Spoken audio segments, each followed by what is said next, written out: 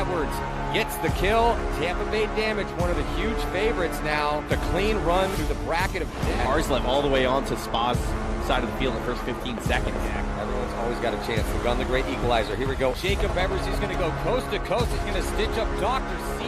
I don't care what team you are. You want to see what it looks like to try to put a point up in a minute.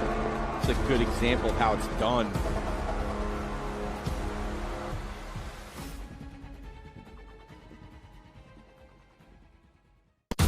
It's all Tauntaun so far in this one. Tauntauns have all 5 alive. They still haven't lost a body in this match. Oh, and Tyler Harmon gonna connect here, so a 3-pack of kills for the legend Tyler Harmon. Nice job, Hugo, winning, heads up. Rain is going off right now, and that's gonna force a concession.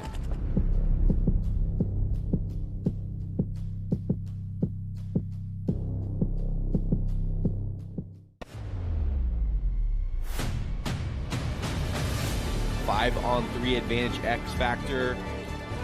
They went 4-0 in the prelims, crushing Arsenal. Oh, and Ronnie Dizon gonna be the hero here for Houston Heat, the veteran clocking in. He's been relentless and almost. He's gonna shoot another Matty. He's lost. Bayless is still alive. Hines has no idea he's there, and Cody Bayless, one of the best performances that we've seen out here. Will we see them fight each other on Sunday? We're gonna find out when we get through these prelim matches.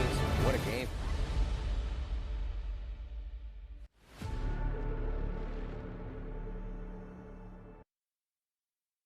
Nice read and react from Cyrus Garinger, former World Cup MVP here. Another kill on the corner. Nate Schrader eating. There's a lot of feelings on this field right now about one another. Let's see who's going to take the advantage here.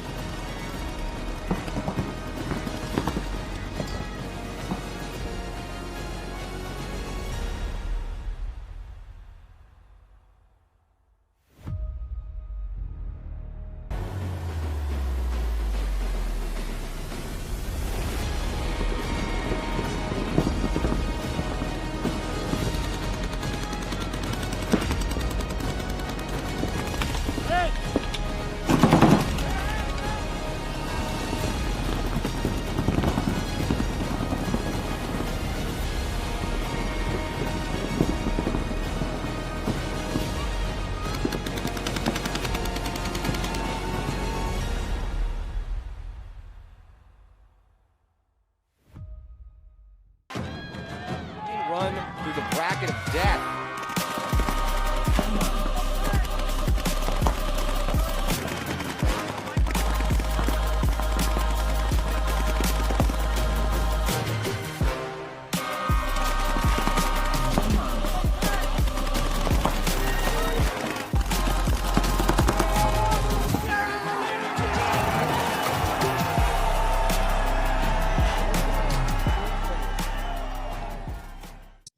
Welcome here to Raymond James Stadium. Matty Marshall, Todd Martinez, as primetime paintball about to go down here.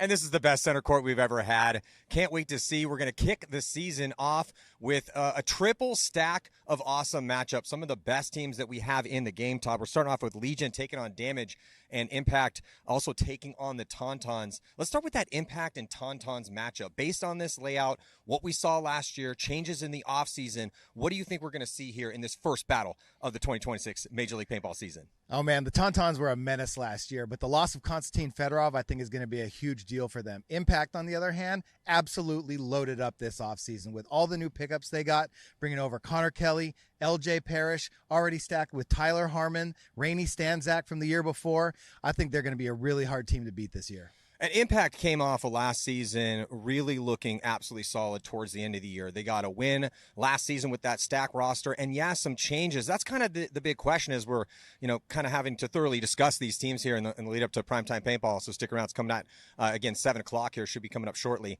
But with all those changes that Impact made in the offseason and also a couple injuries, it looks like no Brandon Cornell, at least for this first event. Justin Cornell, JC, MVP in the Snake last year, and their win is a little banged up. We don't know how much we're going to see him. So some of those guys are going to have to step up on the Snake side because JC was an absolute beast in the Snake. Well, let me not forget about Chad George coming over to Edmonton Impact as well from Houston Heat, arguably the greatest Snake player of all time, coming over to an already stacked roster. Impact made no mistake about trying to shore up that Snake side in the offseason. Yeah, now we're going to see Connor Kelly over there. Obviously, Tyler Harmon. I mean, still just having career year after game on this layout with those new teammates. I think he could have a career year. Yes, Benny's a solid player. He's a veteran. He's been in this league for a long time. He knows how to live. He knows how to run through the bracket of death.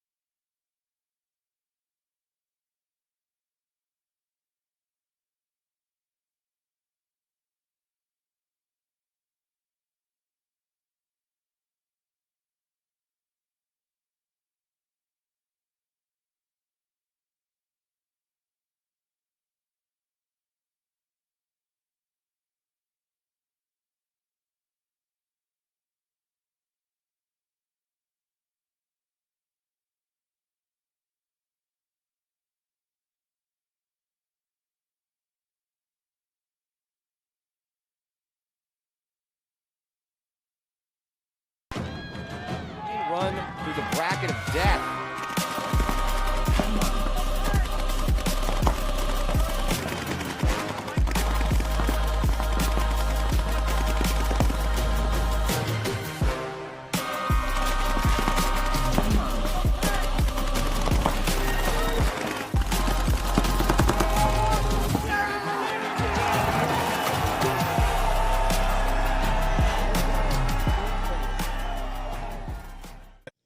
Welcome here to Raymond James Stadium. Matty Marshall, Todd Martinez, as primetime paintball about to go down here. And this is the best center court we've ever had. Can't wait to see. We're going to kick the season off with a triple stack of awesome matchups. Some of the best teams that we have in the game, Todd. We're starting off with Legion taking on Damage and Impact also taking on the Tauntauns. Let's start with that Impact and Tauntauns matchup. Based on this layout, what we saw last year, changes in the offseason, what do you think we're going to see here in this first battle of the 2026 Major League Paintball season? Oh, man, the Tauntauns were a menace last year, but the loss of Konstantin Fedorov, I think, is going to be a huge deal for them. Impact, on the other hand, absolutely loaded up this offseason with all the new pickups they got, bringing over Connor Kelly, LJ Parrish, already stacked with Tyler Harmon, Rainey Stanzak from the year before. I think they're going to be a really hard team to beat this year. And Impact came off of last season really looking absolutely solid towards the end of the year. They got a win last season with that stack roster, and yeah, some changes. That's kind of the big question as we're, kind of having to thoroughly discuss these teams here in the lead up to primetime paintball. So stick around. It's coming at, again, 7 o'clock here. Should be coming up shortly. But with all those changes that Impact made in the offseason and also a couple injuries, it looks like no Brandon Cornell, at least for this first event. Justin Cornell, JC, MVP in the Snake last year, and their win is a little banged up. We don't know how much we're going to see him. So some of those guys are going to have to step up on the Snake side because JC was an absolute beast in the Snake. Well, let me not forget about Chad George coming over to Edmonton Impact as well from Houston Heat, arguably the greatest Snake player of all time, coming over to an already stacked roster. Impact made no mistake about trying to shore up that Snake side in the offseason. Yeah, now we're going to see Connor Kelly over there. Obviously, Tyler Harmon. I mean, still just having career year after career year. The dude is an absolute beast out there, a gunfighting savage. And we kind of got to talk a little bit about this layout, So obviously we're hyping up the snake side here for impact. The snake side for the Tauntauns is lethal. You got Hugo in there, backed up by Axel Godin, and both those guys were, they might have got poached by impact. So this is kind of interesting story here. And then based on, just the first looks at this layout, I mean, it looks like a pretty traditional paintball field to me. There's options up the middle. The snake side, not super complex, kind of a ladder snake once you get outside wide. The back bunker on that, I think that's going to be a perfect place for a guy like a Tyler Harmon and some of these other top-level back guys when we get into talking about some of these other teams. But, yeah, talk to me about that snake side here for the Tauntauns.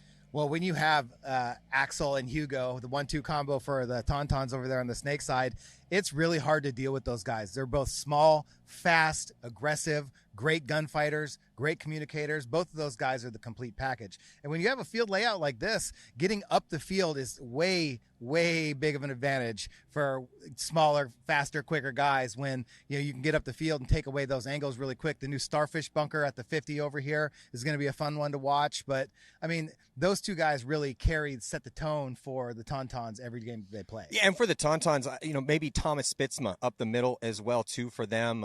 Backed up obviously Fabrice Colombo. I think they could have big events for him up the middle of the field. And then the D side, the interesting part with the mergers, Tauntauns Arsenal, right? So the guy coming over that I think it really could have a big year in 2026 is Benny Carroll. Obviously stepping into some big shoes, taking over for Konstantin Fedorov. But with the way that Benny Carroll plays this game on this layout with those new teammates, I think he could have a career year. Yes, Benny's a solid player. He's a veteran. He's been in this league for a long time. He knows how to live. He knows how to fight, and he's also a great communicator. But, his leadership skills are going to be put to the test this year. I love to see it. Been watching that kid play for a long time. He's a grinder. He's a hard worker, and he really wants it. So it's going to be really fun to see, what that team, the mentality of that team. And, obviously they got a great coaching staff as well. Yeah, I mean, all these teams, excellent coaching staffs, and leadership is so important in here, coming up the tactics and the strategy, all the logistics. It's a lot going on there. But before we get in and talk about Legion damage here, let's talk about the D side, though, for impact. With Brandon Cornell having surgery on his foot, he's kind of been the go-to guy, but they have Dalton Vanderbilt. They got a bunch of weapons on that D side. Also, Tyler Panilio, not going to have him off the bench as well, too. But again, with impact, you can almost pick a roster out of a hat. Everyone's versatile. Almost anyone could play that Dorito side. Yeah.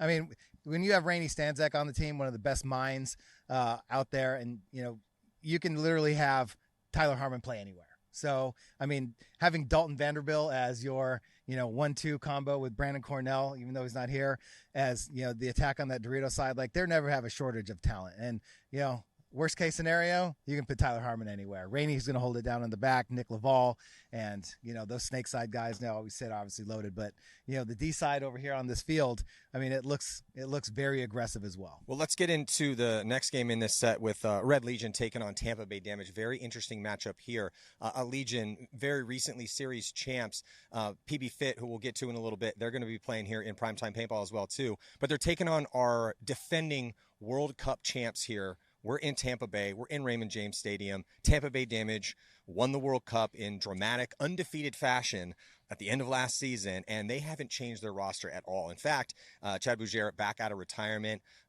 They got Brian Smith back from that Achilles injury. They are locked and loaded at complete full strength and feeling confident, Todd. I mean, it's tough to not call Damage the favorite to win this whole thing. Yeah, I mean, it's when you're the rest of the league and you see Damage pick up Marcelo and Alex Goldman in the middle of the season, you just shake your head and you're like, oh man, the rich get richer. They already have Keith Brown, who is just an ultimate weapon over there on the snake side. So their whole snake side is completely stacked. You throw in the Edwards brothers, their bench is as deep as any team in the league. They're definitely going to be a force all year. The intelligence and, the paintball and IQ that Marcelo brings to the team, and, just the sheer 1-2 attack down the snake side with Keith Brown and Alex Goldman is just insane. So, not even bringing up Jacob Edwards and his incredible gunfighting skills. He's a force on that Dorito side wherever he ends up playing. But I mean, Damage is just so deep. They're so good. And like you said, they have the home field advantage. Anytime we come to Florida, they feel like it's their event. But we're actually playing inside of Raymond James Stadium where Tom Brady wins Super Bowls. You know what I mean? Yeah, with all these Hall of Fame names retired across the well, walls. as I was, we were walking in here, it's actually still playing, looking up there, and you're seeing the documentary Tampa Bay Damage, who just took the World Cup victory. And I'm going to send them a picture of that when we get done with our pre-show here. It's going to be a special treat for them here, and obviously on their home turf. And yeah, you just listed off, a bunch of generational talents on Tampa Bay Damage, and I just think that it pretty much in everyone's book right now, even with all these other top teams, they are probably the favorite to take the victory here in Tampa. Let's talk about their opponents a little bit here. Red Legion. So, Red Legion, talk about generational talents. Alexander Burtnikov, former Golden Gun Award winner, one of the best players ever to play this game. He is just a complex, aggressive savage out there. And that starting five has just done so many good things for that franchise. Long-running franchise. Legion's been around for over 20 years now and found success in multiple different eras. But that starting five right now, and then getting a little bit deeper, picking up Corey Hall, break that starting five down for me and what you've been seeing. Well, the thing about the Red Legion is that they're just so disciplined, right? I feel like those guys just find ways to get better every year. But their preparation on the layout, is just so regimented. They do things, look at different things, exhaust all the possibilities every single time they get together. But when you have Alexander Bierdnikov, who can literally play anywhere, he can win an MVP as a back center guy and then go be your one on the snake side. Kirill is just that missile that, can go anywhere on the field. He's expendable. They don't care. They use him to go up and get jobs done in the middle to create opportunities for attackers down the snake side or the Dorito side. Karslev, he's just an incredible weapon over there on the Dorito side. You have Smotrov is back. Smotrov was just, one of the most brilliant snake players we saw right when he came into the league. And, he took some time off, but now he's back. And I feel like, the second season being back with the team, he's probably, more comfortable, more, hungry, back being with the guys now, more incorporated into the roster and the game plan. And now Corey Hall, he can play the one or the two on the Dorito side, but he's just such a great talker. His voice on the field, his communication skills, his just innate ability to understand situations. He's a veteran. He's been around forever. So he really understands the game and, how to, put himself in the best position, with the guys around him. Yeah, and one of the funnest things about watching Red Legion play is they are going to decide how fast this field can be played. They play at a pace that no other professional paintball team plays. It's going to be fun to watch. Let's move on to the 8 o'clock set here. Is X Factor going to be taking on Houston Heat? It has been a while since X Factor has been able to get a victory here in the professional division. Now they did win a 3-man, so they've won some 10-mans. Those guys love to play all different types of paintball. But for the standard 5-on-5 format here in the pro division, it's been over 6 years now. But they're former World Cup champs. That team has a long history of winning. They have some of the best players in the sport as well, too, and they are very hungry. They've taken second place since that last win 7 times, Todd.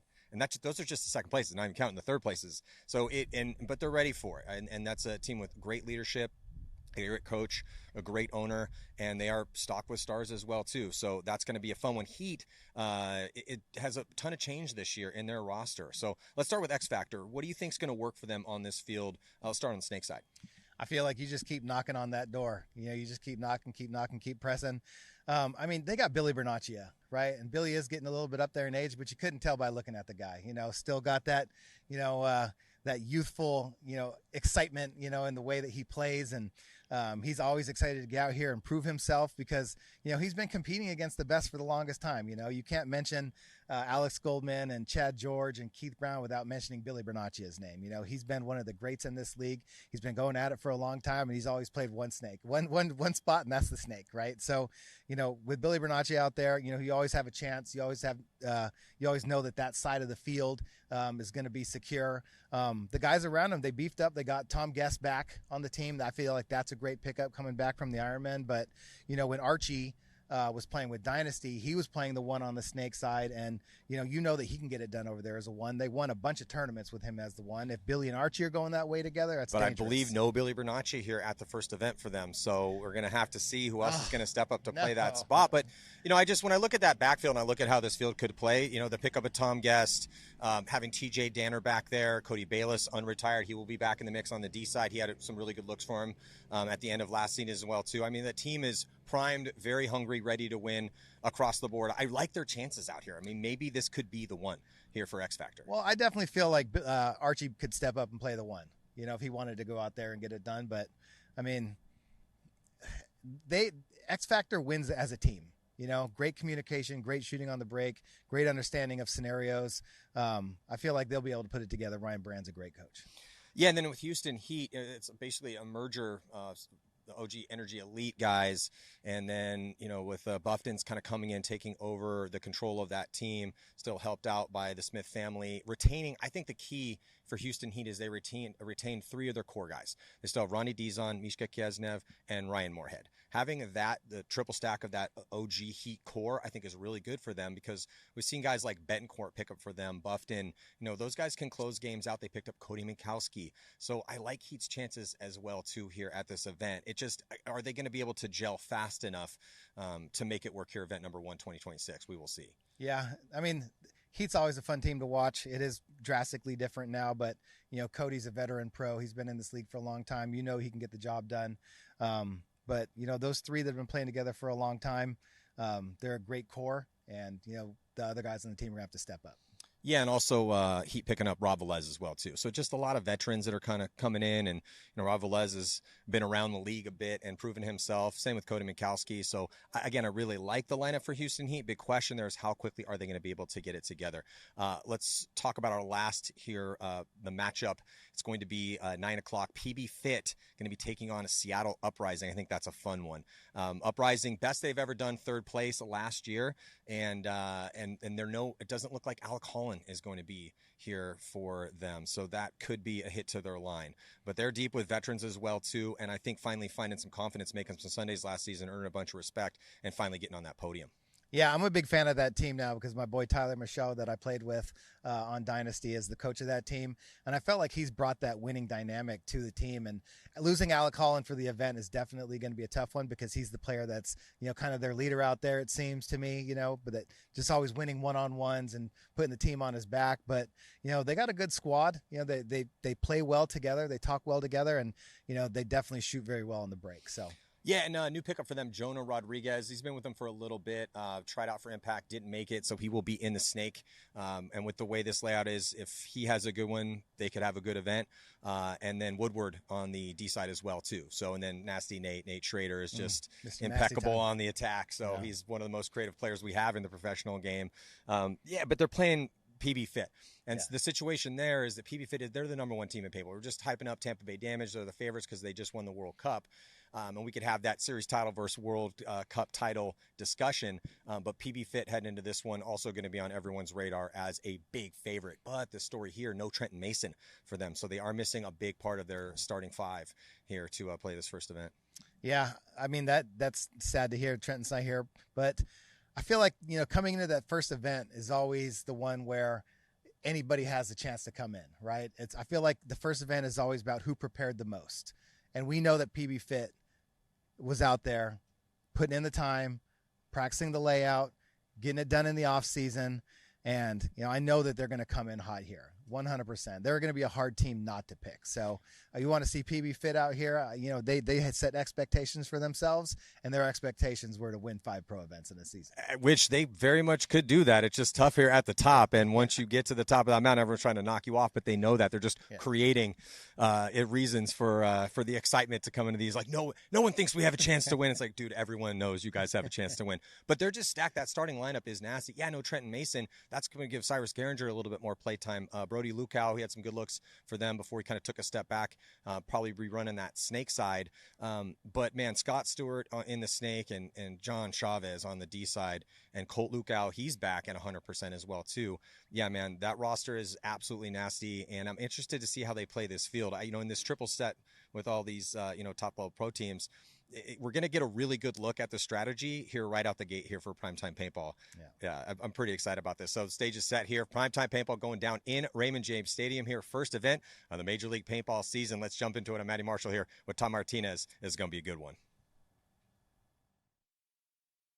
Primetime Paintball going down here on center court in Raymond James Stadium to start off the 2026 season. Can't wait to see these battles. It's going to be Legion taking on Damage and Tauntauns and Impact. So, Todd, we're just breaking it down in the pre-show a little bit here, but based on what we saw in the 3-man, let's break it down a little bit more here as we're just a couple minutes to go. Legion and Damage, who you got in this one? I mean, honestly, who you got? I mean, It's the first game of the season. Damage just took down Legion in the 3-man finals. I'm excited to see this game. I don't really want to pick either way. I still think that Legion, this field layout is the style of play that fits them very well, but Damage is on a run. They won World Cup. They just won the 3-man. I feel like they're on a heater. Everything's going well for them, but I think this is going to be a great game no matter what, probably a 1-point game at the end. I totally agree with you. And we are jumping into 5-on-5 here, so the tactics, the strategy, the meta of the field is going to change out here. It's who's going to be able to make it into that snake, who's going to be able to stay alive, what's it going to look like on the D side, what sort of creativity are we going to see. Now, typically, we see these teams play late in the prelims, but because of primetime paintball, we're watching the best teams in their divisions to start off the 5-on-5 season, a big show here, and it's going to happen in game 1. So with the styles make fight situation between Legion and Damage, I can't wait to watch this one because Damage has some pop, too. They got Alex Goldman in the snake. They got Keith Brown in the snake. I mean, that snake side is super potent. Now, we did see a ton of spins for the youth for Orlando Red Legion, as they were throwing down kind of all over the field. We also saw a little mix mash of as far as positions that guys normally play. Karslev was on the D side. So it's going to be very interesting here. But the big question is, how much is Red Legion going to ramp up the aggression in game 1 here? And then can Damage match that, and can they stop it? What are your thoughts? Well, the Red Legion definitely didn't release their full array of weapons in the 3-man, right? We didn't see Malloy. We didn't see Smotrov. We didn't see Sergey, right? So if all those guys come out here and they're playing to the best of their ability, I mean, they can play against the best in the league. And Damage completely stacked, like we've talked about several times, from top to bottom. But they do have that snake attack with Keith Brown and Alex Goldman, the two guys that played together on Impact back in the day. Alex Goldman actually also played on Damage back in the day, so these two are just very familiar with each other. They know what to do when it goes down, how to set the tone for their team and open up the rest of the field for the rest of their players. Well, I totally agree. It's just going to see, can you actually implement that? Again, we're jumping and we're adding 2 more bodies on both sides. What is the meta, like the overall strategy and tactics? What's going to happen out here? Also, the big screen in play here. You can kind of look up and see what's happening out here. That's going to be a thing here for these 3 sets. Again, primetime paintball, we got 3 sets. Also got the NXL.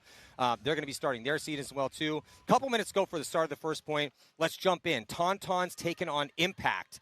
That's going to be a fun match here. Tauntaun's a little bit of a mixture with Arsenal from last year. They're picking up Benny Carroll, kind of taking over Konstantin Fedorov on that D side. Couple other guys in the mix as well, too. On paper, it definitely should be Impact's game, but the Tauntauns, that core, the French superstars, best team ever to come out of Western Europe, this could be a dogfight.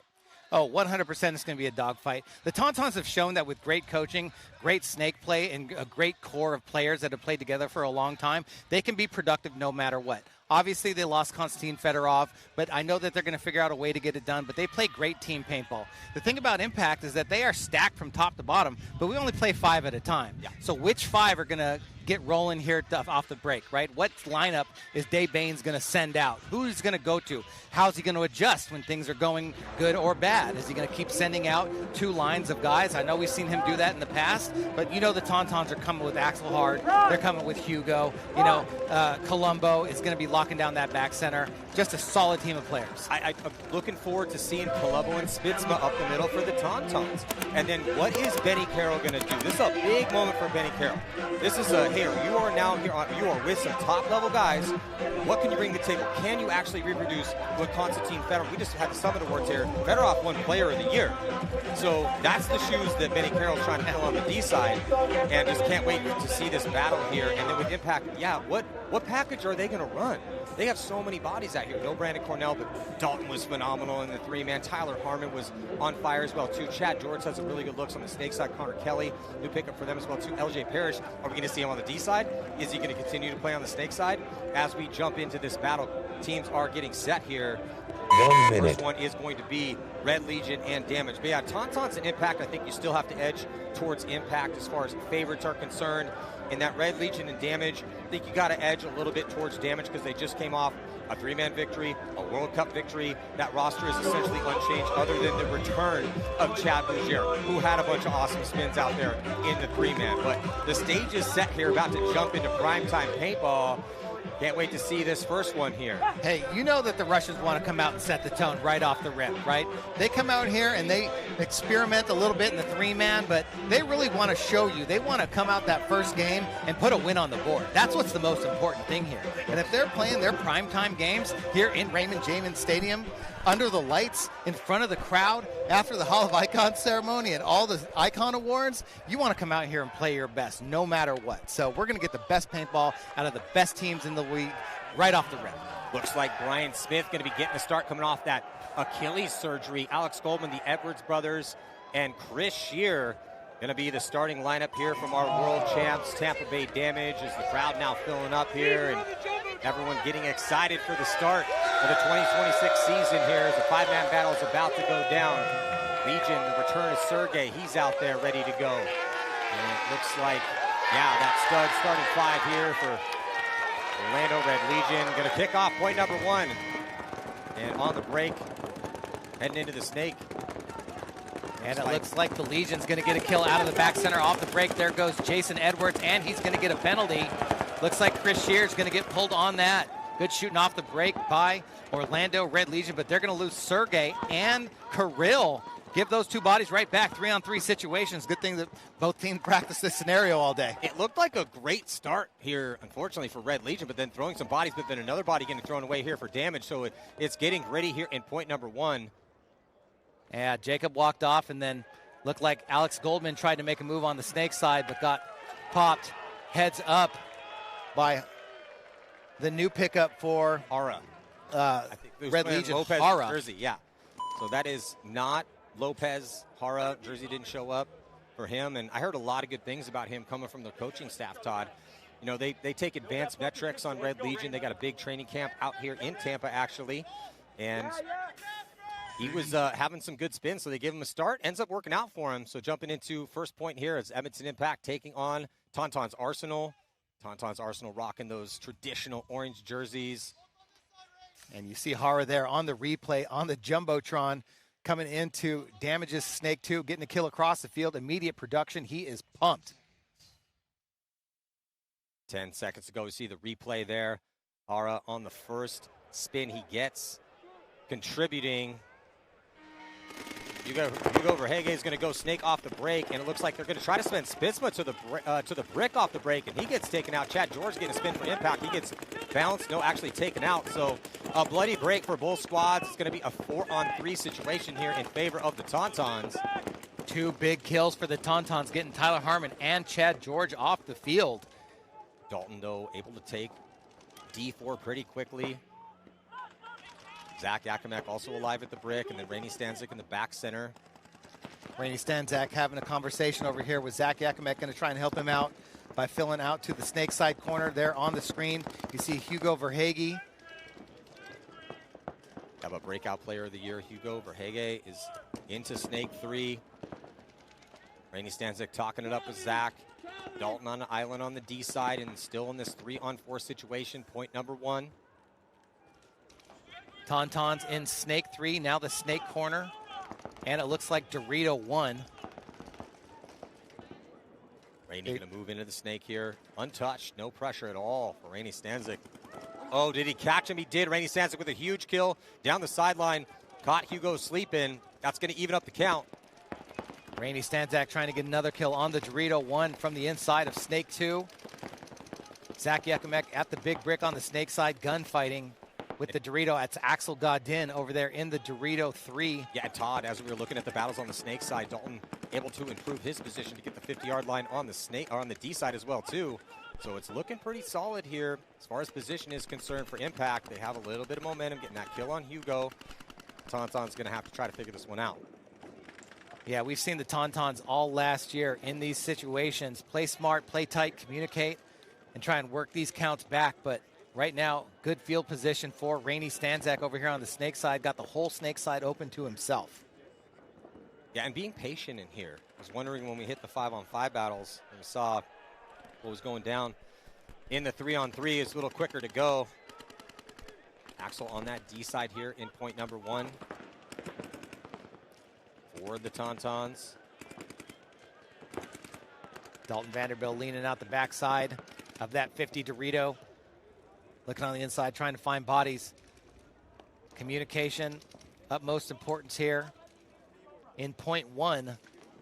Yeah, interesting. They went with Peter Afazi in point number one. New pickup for them. Feeling confident about his ability. Played with LFT over in Europe to some success. Winning a tournament, 2 tournaments actually with LFT over there the past 5 years. And then with Austin FSU. So it is a 3-on-3 situation. Tauntauns have a body in the snake corner.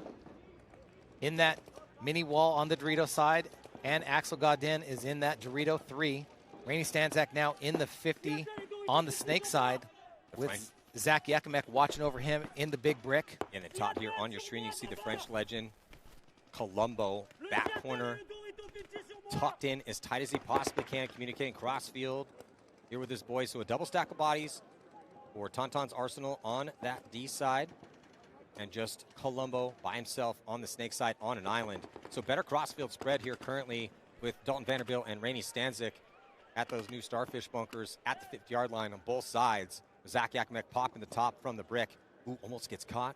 Head checks away from a ball. Still alive, though. Neither team willing to give up a free body over here. Momentum huge. First point of the 2026 season for both these teams. But Rainey Stanzak going to make the move across the 50 and come into the Tauntaun side of the field. Yeah, big moment right now here, Todd, for Rainey. But then Dalton's going to launch to try to trade out. Does he get the trade? He does with Axel, but it looks like immediately filled by Peter. And then Zach sees that. He knows he has to get a body on that D side, has to stop the bleeding over there. Inside move by Colombo, gets the drop on Rainey Stanzik, and then he's going to trade out Peter, the last body left alive on that D side. So after a 4-minute and 15-second long point, first point's going to go to Tauntaun's Arsenal here, Todd. Wow. Way to play off the chaos. Big move there by Colombo. Spent all afternoon watching the Go Sports piece on the Tauntauns and their players and their rise, and a lot of stuff I didn't know about those guys, and that was really cool to see. But Colombo, just a huge part of that organization for a long time, bringing that in combination with Arsenal, coming out here putting the first point on the board. When you have these long drawn out blow for blow battles, it is huge for your momentum to put that first point on the board. That read from Colombo was excellent. That was an elite read. Ran the highway, that's the inside route on the snake side, and got that crucial kill on Rainey Stanzik. So after a little bit of a long wait, here comes the starting line. Looks like they're going right back with Hara again here as the first attacker in the snake. Meanwhile, for damage, we got Marcelo, Jacob, Chad Bougere. Brian Smith gets shot on the break going D side. Chad Bougere gets shot on the break, trying to go up and over on a big bite off the rip. Yeah, but here comes the battle going down in the snake. Keith Brown right now going to try to dice up Thomas Hara, and he's going to trade out with them here. So the rookie and the veteran end up trading out snake side. But 2 bodies have dropped from that D side here. Not looking good for Tampa Bay to try to tie this one up. Jacob Edwards still alive, back corner bunker on the D side. Marcelo Margot taking the walk as well, too, and it's a lot versus a little here on the body count, Todd, as Legion sharking down the field, try to finish this one off. Okay, here comes Kirill with the gun pressure. He's on the launch. He's going to catch Jacob Edwards. Looking on the inside, tiptoes that back line. Kind to Jacob Edwards, just gives him 1 in the pod, no pain there for Jacob Edwards. Just a little bit of frustration here. Actually looks like he looked and kind of tipped his hat a little bit. 100%. Kirill could have lit him up for sure. Lots of respect between these two teams. Very early in the tournament to start letting people know what time it is. And, 2 vets that have been in this league for a long time. But, Kirill. No. Let's get a look here on the replay. So the rookie, Thomas Hara, wearing Lopez's jersey, dives in, guns up. Keith Brown hears that gun going and then trades out. And then here's the finish, Kirill Pridney, gentleman-like, with just 1 little tiny shot there on Jacob Edwards' pack, and Edwards politely taps out. And then it looks like, I think Kirill might have caught some from his teammates cross field. So no good deed will go unpunished out here. Kirill's a real professional, man. He's been doing this for a long time. Jumping into point number 2, Tauntaun's Arsenal switching sides here with Edmonton Impact. And 5-on-5 break, at least to start, but it does look like Impact going to be dropping a body from the D side. So it's a 5-on-4 situation here in favor of the Tauntauns. Tauntaun's Arsenal with the heavy guns on the break. First 2 points. Getting crucial bodies off the field from that Dorito side. Also making the Snake 2 off the break and Spitzma into that big brick on the Snake side, looking inside. Axel continuing to push towards the D side, but I think he just got caught trying to get to the mini wall. Referee's checking him out, and they are going to pull him out. So now it's a 4-on-4 situation. So nice gunfight win. Not sure who that was from Impact, but shooting towards that mini wall gets the drop on Axel Godin. Typically the package on the D side or on the Snake side has been Hugo Rege and Axel Godin, but Tauntaun's now with Colombo with a big, bold move over into transition to that D side. Makes it clean, as they already had a double stack of bodies here, Snake side. Yeah, and Spitzma almost caught Tyler Harmon diving into that Dorito 3. Tyler so quick and so fast going in there low and hard. Makes it in there, but Spitzma still going to try and lock off that Dorito side of the field of Edmonton Impact and let Hugo go to work over here on the Snake side. Hugo locked in a gunfight down the sideline. Spitzma looking towards that D side, trying to keep Impact honest over there. Has the makings of another potential, maybe longer point. These two evenly matched squads. Tauntaun's not wanting to give up this lead. Here, a little roar in the crowd. Maybe they saw something on that D side potentially. No, don't see any bodies walking off. So still a 4-on-4 situation. Nick Laval on your screen right now, backing up Tyler Harmon up there in Dorito 3 from Dorito 1. They have 2 bodies over here on the Snake side as well, one in the Snake corner and one in Snake 2. Nick Laval making calls across the field, making sure the communication is organized, what to expect, what they're looking for. Tauntaun's Todd playing so disciplined right now. Just very tucked into some crucial gunfight zones, trying to control the tempo and pace of this match. Hugo in the Snake, locked down the sideline. Spitzma inside, totally focused on controlling that D side. Colombo has been going back and forth. Oh, but a body drop, and it's going to be Axel. Who was that, Axel? Colombo. No, that's Colombo taking the walk here from D3, and that puts the Tauntauns here at a deficit. Let's see if Hugo starts pushing this Snake side. Sitting in Snake 3 right now, but Impact posted up down the wire. Don't want to let him crawl into the 50, but just one body over there on that Dorito side. Looking inside, Tyler Harmon, always a threat, sitting at Dorito 3. Trying to figure out what he wants to do right now. Tauntaun's moving to Dorito 3 as well. Hugo's going to crawl up into the 50-yard line. Snake side, Spitzma pops the top. Trying to get a jump shot from the brick. Stays alive, though. And Fosse over there, number 7 on the Jumbotron in Dorito 3 for Arsenal. Now going to come on the inside, see if he can see across the field. Hugo making the big move. Nobody catches him. Oh, and the counter move right now coming down the wire. That's going to be Connor Kelly going to get Connor Kelly living out on the counterpunch here, Todd. So Connor Kelly now at the 50-yard line. Zoned up down the sideline. I think he's going to get bunkered. They pinch out Thomas Spitzma in the inside, and then here comes a tactical retreat. Just one body left alive for Tauntaun's Arsenal. Should be a little bit of light work right now for Impact to try to tie this one up, as we burnt a little bit, a decent amount of time off here in these first 2 points. Under 7 minutes to go. Here comes Tyler Harmon. Going to launch on that Dorito side. Going to take one in the pack. Does he get Anfossi? Oh, no. Major penalty, Todd, assessed on Tyler Harmon as the crowd goes wild. Can they absorb it? I don't think they can, as it pulls out the body behind him. They also are going to pull out Connor Kelly here on the Snake side. Tyler obviously hating the call. Frustrating situation right now for Impact. Tyler John here at the refs doesn't like it at all, of course. I said if they're having a great time out there, let me hear you say yeah. That's what I'm talking about. It's the NXL takeover Tampa Bay. Crowd going wild right now here. Primetime paintball stands filling up. You got a heavy weekend of paintball action for the first event, the Tampa Bay Open. Here comes the move. Hugo dices up that first body, but here comes the counterpunch for Connor Kelly. So Parrish gets run down. He looks like continuing to play on the Snake side. And here goes the battle. Tyler Harmon going to launch on that D side. Gets taken out, and the major penalty assessed, which I believe, because they could eat the penalty. They did have 2 bodies to pull, but it will create, I believe, a no-point situation. Frustrating moment right now for Impact. There's Tyler Harmon.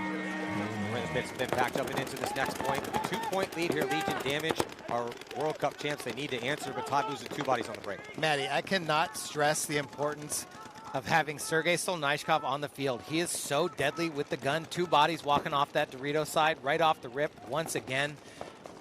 Orlando Red Legion playing with the advantage, letting Kirill go up the middle. Once again, 2 bodies on the Snake side. Malloy and Hara just over the top, but Hara going to get his welcome to the league major penalty right there. I think there's still 1 or 2 bodies left alive, though. Going to make this one interesting here, Todd. Definitely pulls off Malloy and Krill Pritty. They're not going to be happy about that. Major penalty on the rookie. Yeah, definitely not. He didn't need to do that. Karslev and Sergey still alive, though, out here for Legion. And they get a kill pretty quickly on, I believe that was Keith Brown. Yeah. And that is going to do it. So, you know, when you're a rookie and you get excited, you see bodies walking off the field, you've already shot a bunch of people. You know, that's when those mistakes come into play. Red Legion's all about discipline. They're all about control. And Hara just took off when he didn't need to. They could have controlled it with the guns instead of sending that body. But excellent off-the-break shooting from Sergei Solnyshkov and Kirill Peridin. Stand stilling up here in Tampa Bay, Raymond James Stadium. NXL. The first event of the season. Impact Tauntauns. Tough break. No point in that last one. 2-0 is the score. We got DJ Tuck.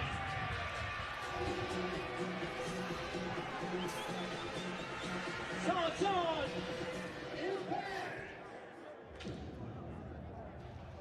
Impact coming back out again with Connor Kelly, LJ Parrish, Tyler Harmon, Rainey Stanzak, and Dalton Vanderbilt. Time stopped here in the break time, 21 seconds. Paused. Gives Impact a moment to think about this first battle. Again, typically we see the top-ranked teams in the division play deep into prelims, but because of primetime paintball, just having these battles here right out the gate. Tauntaun's arsenal with some wind in their sails here. Might be a good little reset here, a little technical timeout. Impact needs to clutch up right now with only 100%. 6 minutes and 35 seconds left to go here, Todd. 100%. Let's see what they got. They do get 5 live out on the break, but they do not shoot any bodies from Arsenal. Tyler Harmon going to make a move up on the Dorito side right away. Dalton Vanderbilt in Dorito 2. LJ Parrish here in the snake corner. Rainey Stanzak holding it down in the back center. There you see Hugo Verhage already in snake 2. Yeah, Parrish launches to match. LJ Parrish, new pickup this year for Impact, and he's going to get easily into snake 2. Tauntaun's making a couple secondary moves. Going to get out wide to protect Hugo. Back corner bunker on the snake side. 5-on-5 still. And some work to do for the Impact boys here as they're down 2. 5:51 on the clock. LJ Parrish playing Hugo down the wire. Connor Kelly makes a move out to the snake corner, fills out, shoots across the field right away. Try and get some paint on that Dorito side. Rainey Stanzak going to bump out to the D1. Tyler Harmon looking on the inside, trying to keep control on Hugo, shooting a bounce shot off that big brick into the snake. See if anything's doing over there. Dalton Vanderbilt still sitting in Dorito 2. Hugo Verhage right there on your screen. Yeah, the triple stack of bodies for Impact is the D-side way, but Parrish going to play the aggressor. This could shift the guns. Once the Tauntauns figure out that Parrish is at that 50-yard line, could loosen up the reins for Impact on that D-side, but Todd dropping a body as I think Dalton taking the walk from D2. Good job right there by Connor Kelly protecting LJ Parrish. Probably got a little help from the big screen as he keeps checking it off over there. Here comes the move on the inside, Axel Godin. Connor can see it, making a call. Connor screaming bloody murder, yells Cobra, and there goes the inside run on the highway right now for LJ Parrish. Connor Kelly sees the kill, and he releases as well, too. Beautiful job by Impact, and they are now on the attack here on the snake side to try to get this one a little bit closer. LJ Parrish is going to go to work on the inside now, looking at that Dorito side. Looks like he's pointing for another kill out of that Dorito 3. Let's see if he gets it. Maybe out of that mini wall. Colombo trying to do what he can there from the snake corner. Rainey Stanzak also coming out here on the snake side. Connor Kelly crawls into the 50 on the snake. LJ Parrish still going to work. Tyler Harmon up in the D4. Connor Kelly just completely covered in a ton of paint off of that brick. And they are going to be getting another kill here. No, still staying alive. Tauntaun's here on your screen. Now they get the kill out of D1. It's looking really good here with the triple stack of bodies on the Snake side, making the difference. Great comms from Connor Kelly, let Parrish know where he was, and a great backup from Rainey Stanzik. And now Impact is in the hunt. A 1-point ball game with a little under 4 to go. Yeah, way to make it interesting over here. Edmonton Impact coming back after that penalty and a point that they had the bodies, were kind of in charge of. But, you know, it's paintball. You got to play it. You know, things happen. You got to stay focused. You got to keep pushing. And now it's a 1-point game. Damage sending out Alex Goldman, Marcelo Margot, Chris Horn, Chad Bougere, and Jacob Edwards for their starting 5. Looks like Legion going with most of the same bodies.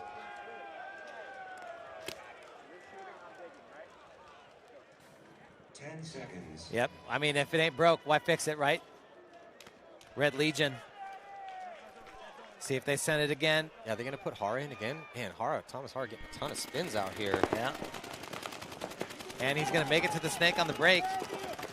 They don't get any bodies, but they do get a lot of real estate. Chad Bougere going to that tall tower on the Dorito side, looking inside, trying to cut down the Snake side, but Hara is already in the Starfish over here on the Snake side. Instantly going to try to go to work on Alex Goldman. Trying to wrap the 50. Let's see if he can pick anybody up. It's getting real small for Marcelo Margot in that back center. Yeah, real small. Tucked in as much as he possibly can here. Damage. Ooh. And Marcelo's going to get pulled out on a foot shot. Yeah, and again, down by 3 here. Tough situation. They got a lot of time to work with here. They are going to smoke Thomas at that 50-yard line, so he's going to be taking the walk. I believe courtesy of Alex Goldman. He's in that back corner bunker here on the Snake side.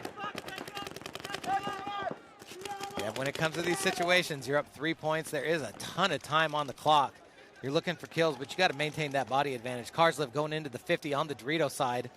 That's going to force Chad Bougere to switch his gun. Actually, sorry, that's Malloy over here on the Snake side. Karslev also in the 50 on the Dorito side. Yeah, so both Legion with both 50s hot right now as Goldman dips into the Snake. They're going to be losing Jake Edwards, though, so here comes Goldman. Goldman going to try to trade out with Malloy. Doesn't even trade. Malloy's still alive. Not looking good again for damage. It's been all Legion here. Trying to put their 4th point on the board. It's a 6-point mercy rule here in the Pro Division. That's going to be part of the conversation here, Todd. Oh, man, yes. The tone was set in those first 3 points with the big guns on the break. Red Legion just dominant. And then right there, just took their time, methodical, great secondary movement, complementary paintball. Malloy up there in that big brick, locking off the Snake side. They lose hard, but then he turns around, gets a big kill on Alex Goldman, and then catches Chad Bougere just at the right time, trying to make a move up the middle, and going to go close it out there at the end, shoot Chris Shear in the back. So already MVP moves, 4-0 lead, Red Legion in control right now. Yeah, our World Cup champs in trouble here in game number 1, starting off the 2026 season in the pits with Legion. All right, looks like Tauntaun Arsenal going to switch it up a little bit over here. Going to send Verhage and Axel to the Snake side. Axel had been playing that Dorito side there for a second. Going to go with the same game plan. Hugo getting shot on the break, but Axel going to take that job to try and lock off the Dorito side for Impact. Impact needed that. One body up here currently in a 5-on-4 situation. There's LJ Parrish coming into the 50. Over here on the Snake side. Colombo going to scurry out to get behind Axel. And might be doing a little surgery on his gun. Yeah, so Colombo focusing on trying to get his gun up and running. Axel is focusing on trying to keep Impact on us on that D side. Now he's going to switch off on the Snake side, go right back to the D side. Does have an enemy in front of him with, I believe, Parrish here at the 50-yard line. Currently for Impact chasing a point. Tauntauns are really good at luring you in these situations, though. 3 minutes on the clock. They're up 1. They know that Impact has to come. So going to stay disciplined, try and lock off these lanes, burn off as much time as they can, and force you to make a mistake. Rainey Stanzik making a bump from the back center over to the Snake side temple. He's got Connor Kelly with him over here, who's going to come up into the Snake too. LJ Parrish, 50 Snake. See what they can get done over here. They got 3 bodies on 2. Looking snake way. Yeah, that's that triple stack of bodies here with Parrish, Connor Kelly, and now Rainey Stanzik. And Colombo still working on his gun here, Todd. This is an unfortunate time sitting on a 1-point lead here for Tauntaun's Arsenal. Have his gun go down. These guns are like race cars, though. Occasionally you're going to have an issue with the loader, maybe some brakes happening with potentially anything. But Colombo still just no weapon to fight with. Very unfortunate, but they do have Axel Godin locking off the Dorito side, getting some help from the Dorito 1, shooting across the field at LJ Parrish over here. But, you know, we saw that inside move that LJ made last point, or 2 points ago. And, you know, it's definitely open right now. If he decides to make it again, he's going to try and wrap the 50 over here and get a kill right now, come across the field. But Axel switches his gun at the exact perfect moment. That might have been looking. He was looking at our you know, kind of the cheater vision up there, the Megatron, the Jumbotron, and he gets the kill there on Parrish. That was absolutely perfect. Great heads-up play there by Axel. And hey, both teams get to use it. Colombo still has no loader on his gun, so it's basically Axel by himself over here at the brick. Yeah, and you could see, I mean, what a play by him. Keeping his eyes on that Jumbotron while locking off the Dorito side of the field. LJ got away with one. Now Axel got away with one. So Connor Kelly and Rainey still over here on the snake side, but time ticking down, 1:10 on the clock. Yeah, and chasing just 1 point here, but it's coming down to it. They are in position to attack here. Edmonton Impact with Connor Kelly at the 50-yard line. Rainey Stanzik is behind him, but they've only softened the lineup for the Tauntaun's Arsenal boys by 1. And it's going to have to happen here. Connor Kelly going to start feeling some pressure. Unfortunately for Tauntaun's Arsenal, Colombo still, he's got his loader back on, but I haven't seen him shoot his gun yet, so it might just be 3 working weapons out there currently for the Tauntauns. Here comes Rainey inside, goes to the mini wall at the 50-yard line. Going to try to run the highway and trade out with, no, as Axel Godin stays alive, but now here comes Connor Kelly. He's going to have trade his body, so it's a 2-for-1 trade just to get Axel off the field. Colombo's still alive, potentially with no working gun. Dalton Vanderbilt's going to launch. He's going to get the first one, potentially 2. Look for a penalty. Referee is reaching for his pocket. It's going to be a major assist here on impact, and that could do it. That's definitely going to do it here with 17 seconds left. Major penalty assessed on impact, and that is, unless something changes, going to give the win here to Tauntaun's Arsenal. Great job by... That's what they do, Maddie. They hold tight. They stay focused. They stay disciplined. They make you make a mistake in those crucial situations. Twice, 2 points in this match were determined by that. I really like how this layout's playing. It's definitely playing a little bit slower than I thought here, but we are watching the top teams go at each other here with all the pressure here in front, under the lights and the crowd. I mean, these are amazing matchups that we got right here. The Jumbotron's definitely playing a factor right now. I think that's slowing it down. I'm cool with that. I'm cool with that. Both teams have it. 100%. Yeah. 100%. Will we see how it's different when we go play with no Jumbotron? Yes.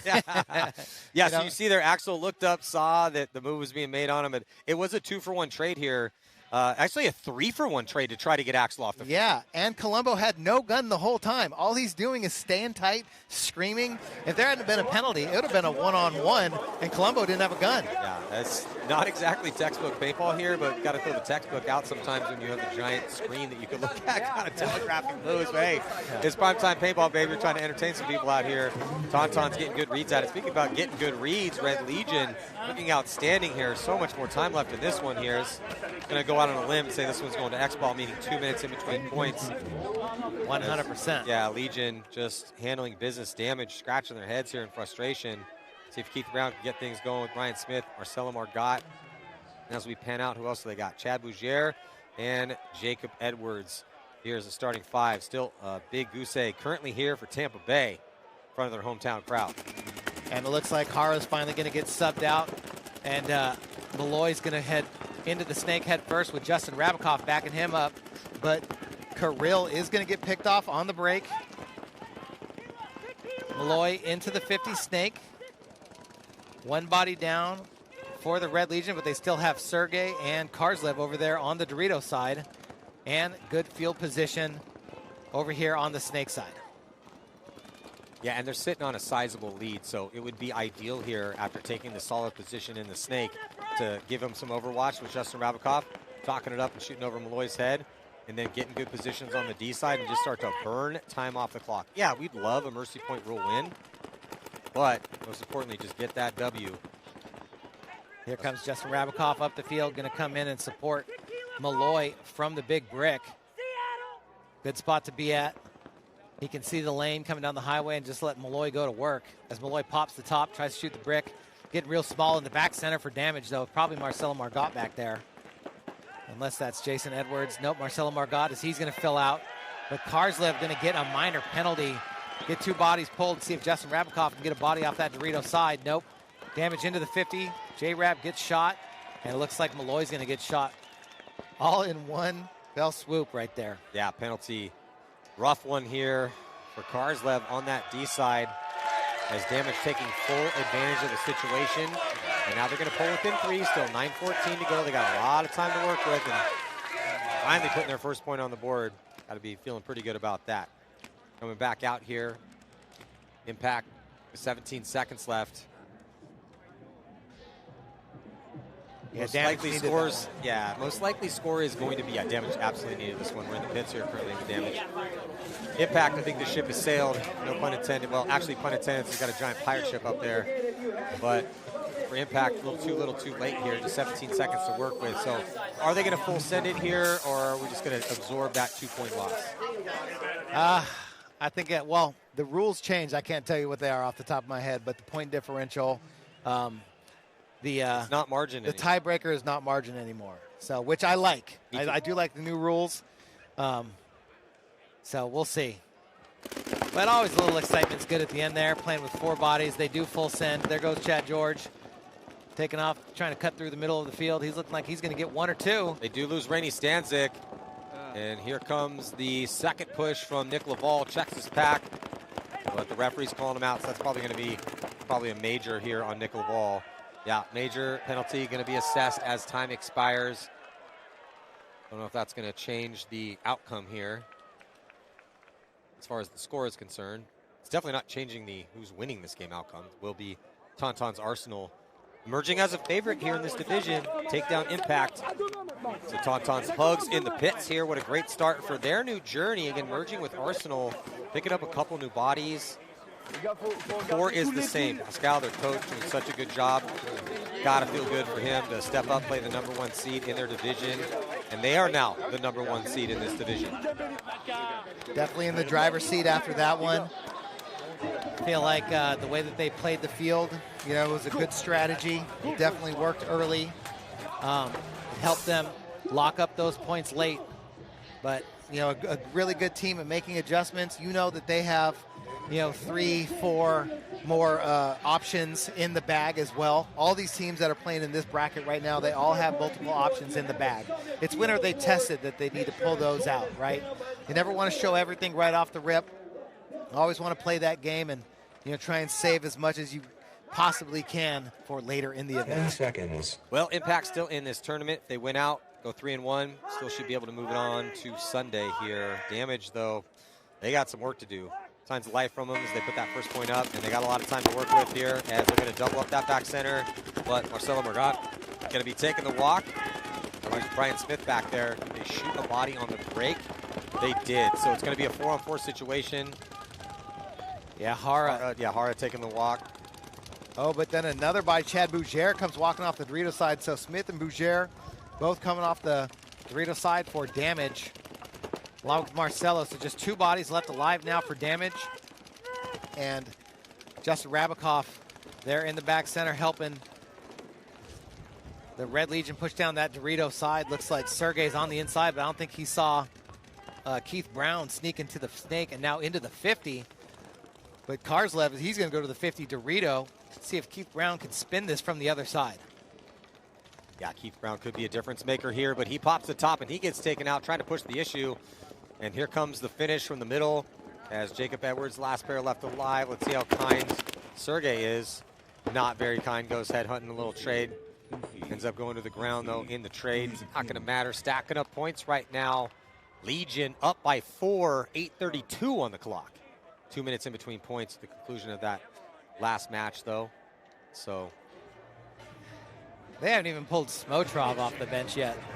They're letting Horror ride it out. That's one of those things. They might be saving Smotrov. He might have just been on fire. That's what they did to win that 4th event last year. Yeah, you're saving Smotrov to play damage? Huh? Maybe they went up early and they're like, hey, Horror's getting it done. Yeah. The rookie handling business. Let's just let him spin a little bit. Things are working. Because no Coy Hall, no Smotrov. I think Malloy sat the first point as well, too. So they got options still from the bench. And this J-Rap said Malloy's been out there. Yeah, J-Rap didn't get into like the 4th point. Maybe saving some guys. I mean, J-Rap just won Flex Player of the Year. I mean, so the more that you can get done without pulling all the tricks out of the bag, the better. And it is 5-1. And they've even played 2 of their best players. In the pits right now with damage. Got to be incredibly frustrated. Our World Cup champs. Not looking good here in game 1. Well, you win World Cup, you come out and play dominant with 3-man. You've been playing all day. I'm not making any excuses for anybody, but Red Legion definitely came to play, came to set the tone, and maybe they just caught damage off guard. But definitely, playing very well. They caught him off guard. 5-1? That's 5-1 right now. And like you said, 2 of the best players in the world didn't see the field for every single point. The depth is different for Legion this year. They're getting rookies that could potentially contribute this year. They really haven't had that depth out of some of those younger players. Like, yeah, the guys are getting spins, but not really cracking in the starting 5. This is a different look potentially for Legion this year. Could make them very potent as a potential favorite, especially if they could destroy damage here. 4 points, 2 more for a mercy roll right now for Red Legion. Red Legion with the big guns again. Hara going to go out to the corner and then come up into the snake 2, straight to the 50. Just a non-stop attack from him. Let's see if he can make anything out of it. Comes into the outside. If he pops out and makes a good shot, he might get 1. Nope, looks like he misses, but Marcelo is walking out of the back center. Somebody pinched him out of that back center. Here comes Malloy filling out on the snake side corner. Karslev in D4 looking to go to the 50. Kirill up to the big brick. Sergey out into the Dorito side corner. Hara on the run. Keith Brown walking off the field with a ton of hits on him right now. Still one. Oh, nope. That's Mouse. Alex Goldman going to stand up out of the snake. He caught one maybe from across the field. And Kirill has the time to stand up, take a look around, and just watch all the bodies walking off the field. Slightly anticlimactic here. Thought this was going to be a blow-for-blow battle, but it's been pretty much all Red Legion.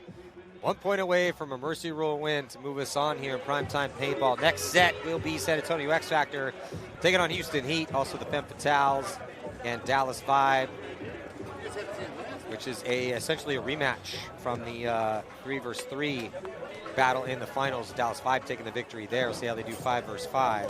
Both those teams very successful here in the WNXL. I love the WNXL games. Like, those girls get after it, right? Yeah. And they play each other a lot, right? There's not 20 teams in the WNXL, so you get a lot of the matchups, consistently, and they do not like each other. It's like old school paintball, like these girls. They definitely get chirpy out there. 100%. Yeah, super competitive, yeah. And you've seen some of them move around teams a little bit here and there, and players that used to hate other players are now playing as teammates and getting after it together. You see a bunch of new girls coming into the league, which is awesome. You love to see that. 14, 15-year-olds out here getting after it. Yeah, I love it. Stands backed out right now here on that side of the field. Primetime paintball, 2 more sets to go. Can Damage salvage this game in any way, shape, or form? Or are they going to take a big Mercy Rule loss here? Let's get a look at that last one. Keith Brown found himself in a good spot, popping the chop, trying to create some sort of offense, but gets scalped. And then here was the finish from Sergei Solnaiskov as he fully committed there. Actually got shot to the ground by Jacob Edwards, so at least on the looks, Jacob losing the point, but getting a little bit better at on the This looks like we're watching Monday Night Football, Maddie. I got to tell you right there. Look at Chris Shear running on the field in Raymond James Stadium with the crowd and the Jumbotron in the background. That is a beautiful sight. I can't tell you how excited I am to be here. We still got 2 more sets to go, like I was saying, so we'll see. Tampa Bay Damage needs to answer right now. They have the time to do it here. And on the breakout, looks like they're going to run into the guns and try to take some ground off the break, but a minor penalty going to be assessed on Legion. That should open up the gates a bit for Damage. But aggressive push quickly into the 50-yard line on the D side for Legion, as body coming off in the middle here for damage. But Alex Goldman going to work in the snake, does get stopped, and he's going to trade out. Let's see if a penalty, minor penalty, is going to be thrown. No, that was a stake from the bunker. Oh, there's a stake popping up from the bunker? Yeah. So no penalty assessed on the trade. No on penalty. The snake side. Does leave the snake side open here. Jacob's thinking about getting into the mix. He needs to, as they're chasing 5. Jacob Marcello and Chris Shear still alive for damage. We saw Kirill and Malloy and I believe Hara all walk off. So I think it's a 3-on-2. But Karslev still over there in the 50 Dorito. Jacob Edwards, he's going to crawl to the 50 snake right now. Well, Jacob's playing at the pace. He knows he's chasing a ton of points on the precipice of a mercy rule loss. He has to speed things up here. So he is going to get the crossfield kill there as the crowd goes wild here for the hometown boys. And they're going to stay in this fight. Not going to be down by 4. But as I was saying, playing at the pace. Needed a quick one. Yeah, it starts with Alex Goldman going to that 50 on the break over there. You know, putting the pressure and shooting bodies, getting a penalty. You know, anything you can get to get that extra body to kind of speed some of that time up. But major penalty thrown here as one of the Legion players is with the refs. Potentially a gun penalty. A major was thrown, red flag up. So that could affect this next point. And it looks like it's Karslev who's arguing with the referee about something as we're watching the replay. But as the replay was going down, Karslev got stopped by the refs. The refs pointing at Karslev. Might have been a gun penalty here. Every time something like that happens, it makes me think fast gun. There is a limit to the balls per second that you can shoot. So maybe they tested his gun and it shot over the legal limit. 10.5 balls a second. Sometimes, yeah, that's a frustrating penalty, man. You got a huge lead. Damage is starting to come back. Major means they're going to start down by 3. Damage would be on a drastic power play in that situation. It would be 5-on-3 as they would drop 2 bodies.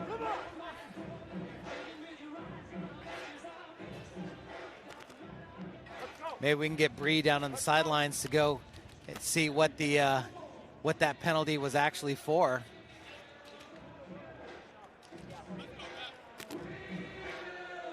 Yeah, do have our new sideline reporter Bree Waltz down there, trying to get her in the mix here. But right now here, looks like Legion is bringing out 5 bodies. So whatever penalty that was, the red flag went up, but I see 5 bodies walking out right now, Todd. Yeah, maybe they pulled it back, but the head ref definitely told them to throw it up in there in the air again on the way out. So head ref talking to Jason Trojan right now. And I think it looks like coach is calling Malloy back onto the sideline to give him some information. But yeah, there's all 5 are still out there right now.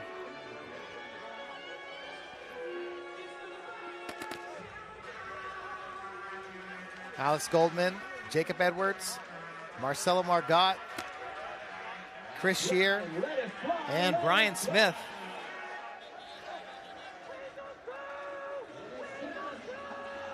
On the field for damage. Well, Karslev is walking off. And yeah, no, so Justin Rabikoff is waving a body off. And I think they are going to be starting with 3 here. Try to maybe force the situation, but it does look like Rabikoff and Karslev walking off. And I only see 3 bodies out there. It's just Malloy, Sergey, and Kirill.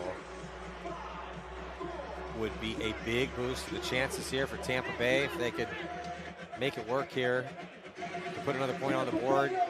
Pull within 3 still. It's just that's a lot of work to do, man. It's Legion. Yeah, and you know, with Alex Goldman out there, just made it on the break, basically into the 50. You know, I wouldn't be surprised if we don't see that again. But you know, it's always that question. We're up 5-on-3 on the break. Do we send it right away and try and get into the field position, or you know, do we not take that risk and you know, try and work it as fast as we can? Because if you send it and they end up shooting 2 bodies on the break, now you're in a 3-on-3 situation and you didn't get anything out of it.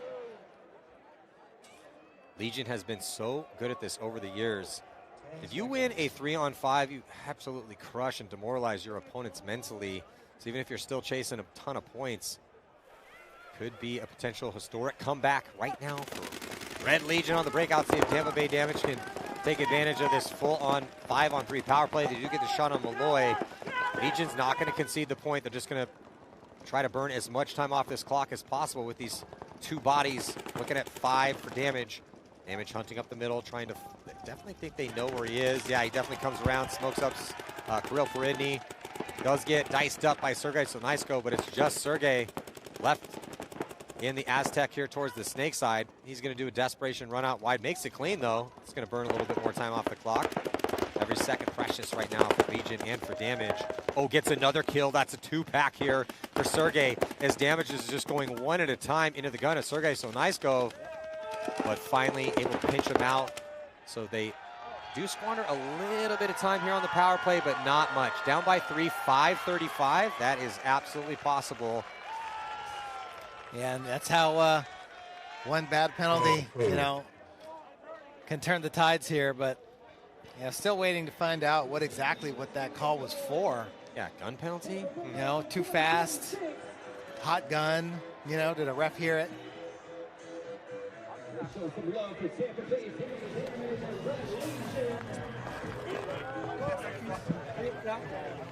Yeah, so in the pits here, Tampa Bay in front of the hometown crowd, trying to summon the spirit for another legendary comeback.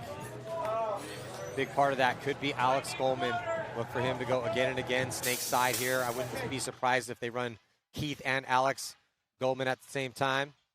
Two big hitters in the Snake. And there's Alex Goldman finish off Sergey to hit that buzzer and put the point on the board. The other end of the sword, when you're running these fast plays trying to get back in, is if you're running far and aggressive and you lose bodies on the break, how quickly do you hit the buzzer? Do you let your guys down bodies try and keep fighting back? Or do you try and play as many points as you possibly can? The coach always has to pay attention. Am I going to keep letting these guys play down bodies, watching them go? There's got to be an understanding going out there like, hey, we're going to send it, but if we get shot on the break and we're down bodies, we still have to keep pressing the issue. So much goes into it, obviously, here. But a lot of things need to go right if you are Tampa Bay Damage.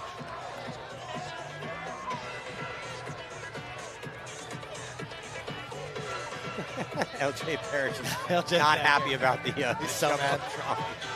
The Parrish impact.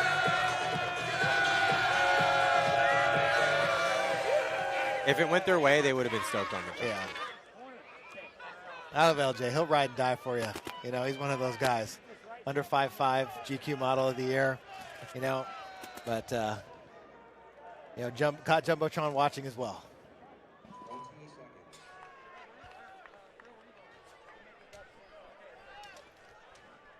All right, here it is. 13 seconds. 6-3. Breakout's going to be huge here. If you're Red Legion, you say, hey, man, we got to dial it back in. Well, every one of these instances now is, if Tampa Bay Damage can't do it again, then it will go Legion's way. Legion just needs one more point to go 3 minutes and to win the point, and then this game should be over, and then it's just what's the score going to be. So Damage needs a lot of things to go right, and they have to play hyper-aggressive. They go up the gut, up the middle, and then heavy guns, and then delay into the Snake with Jacob Edwards. Doesn't produce a kill yet. Actually, it does, so looks like Justin Rabikoff going to be taking the walk. But Karslev dips into the 50-yard line, Snake side. Let's see if he can get anything out of there. He's got Brian Smith in that big wedge in front of him trying to help watch that Snake side. But Jacob Edwards coming into the 50 on the Snake. He's going to pop the top, trying to catch Malloy slipping. Malloy, a hard guy to dig out of those spots. And Jacob Edwards gets a shot across the field on Karslev. Huge kill for Jacob Edwards. Yeah, Jacob Edwards clocking in here to give his team a chance, but they are going to be dropping a body on the D side. That spot is immediately filled, though. Damage with 4 bodies alive, so it's a 4-on-3 situation here in favor of Damage, but they got to push the issue. And here comes a big move. Brian Smith up the middle again, coming off of that Achilles tear. Looking nimble, does get the clean trade. That leaves Jacob Edwards to get another cross-field kill here. So Tampa Bay continuing this comeback attempt and going to pull within 2 with 4:10 for 11 left to go. Marcelo Margot going to hit the buzzer, immediately checked clean by the refs.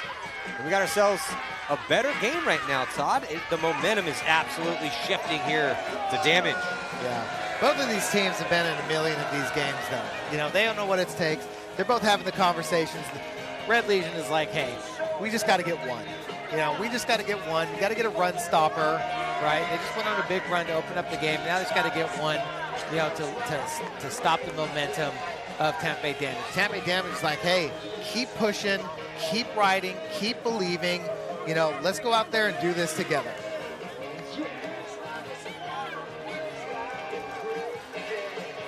It's just so tough to string that many points together, but they've strung enough together to make this a conversation. Tampa Bay Damage, with 4:11 left to go, absolutely has a chance here. Also, got to be feeling the vibes here from the hometown crowd. Our defending world champs matching up with Legion. Legion got to be shaking their head in frustration. What is going on right now? Why are we losing so many bodies? We're letting Jacob Edwards get in the snake. We're losing cross-field gunfights. Yeah, I mean, coaching staff, I'm scratching my head a little bit right now. That was such a good setup, though, that last point for Damage. They got Alex Goldman out to the corner off the break and brought Jacob Edwards underneath. In the pits here with Legion, you can see coaching staff a little frustrated with their performance these past couple points. You can see here on the replay, so they dropped that body in the middle. No pressure here on Jacob Edwards. There's no one putting guns his way. He's doing whatever he wants over here. There's the gun finally switching his way from Kirill, but he gets a shot on Sergey, dices up Kirill. And the crowd pumped up here for hometown boys' chances. Yeah. This would be a legendary comeback. They could do it in Raymond James Stadium. Standard starting line, it looks like, again, with Malloy and Hara here going to the snake side. Smotrov getting a spin. Yeah, Smotrov getting a spin here. Leo Smotrov out there. Ooh, but they're going to lose Malloy, so the off-the-break shots continue to be dialed here for Tampa Bay, but they drop a body as well, too. It's 4-on-4. Hara tries to jump in the snake, and he gets smoked, and they lose Smotrov trying to get out wide. Big door opening right now. But here comes Alex Goldman. Counterattack happening for Sergey, and he runs into the gun. No one to trade with. Alex Goldman off to the races here on the snake side, trying to rip the crossfield shot to get that last kill and pull within one with plenty of time. Well, well, well, Matty. What do we have here? 1 point game with 3.5 on the clock. Tampa Bay Damage has awoken. I know it's super early. Super early. If Tampa Bay Damage wins this game via historic comeback in Raymond James Stadium, I'm going to go out on a limb and say they win this event. All right. All right. What if we see this rematch in the finals?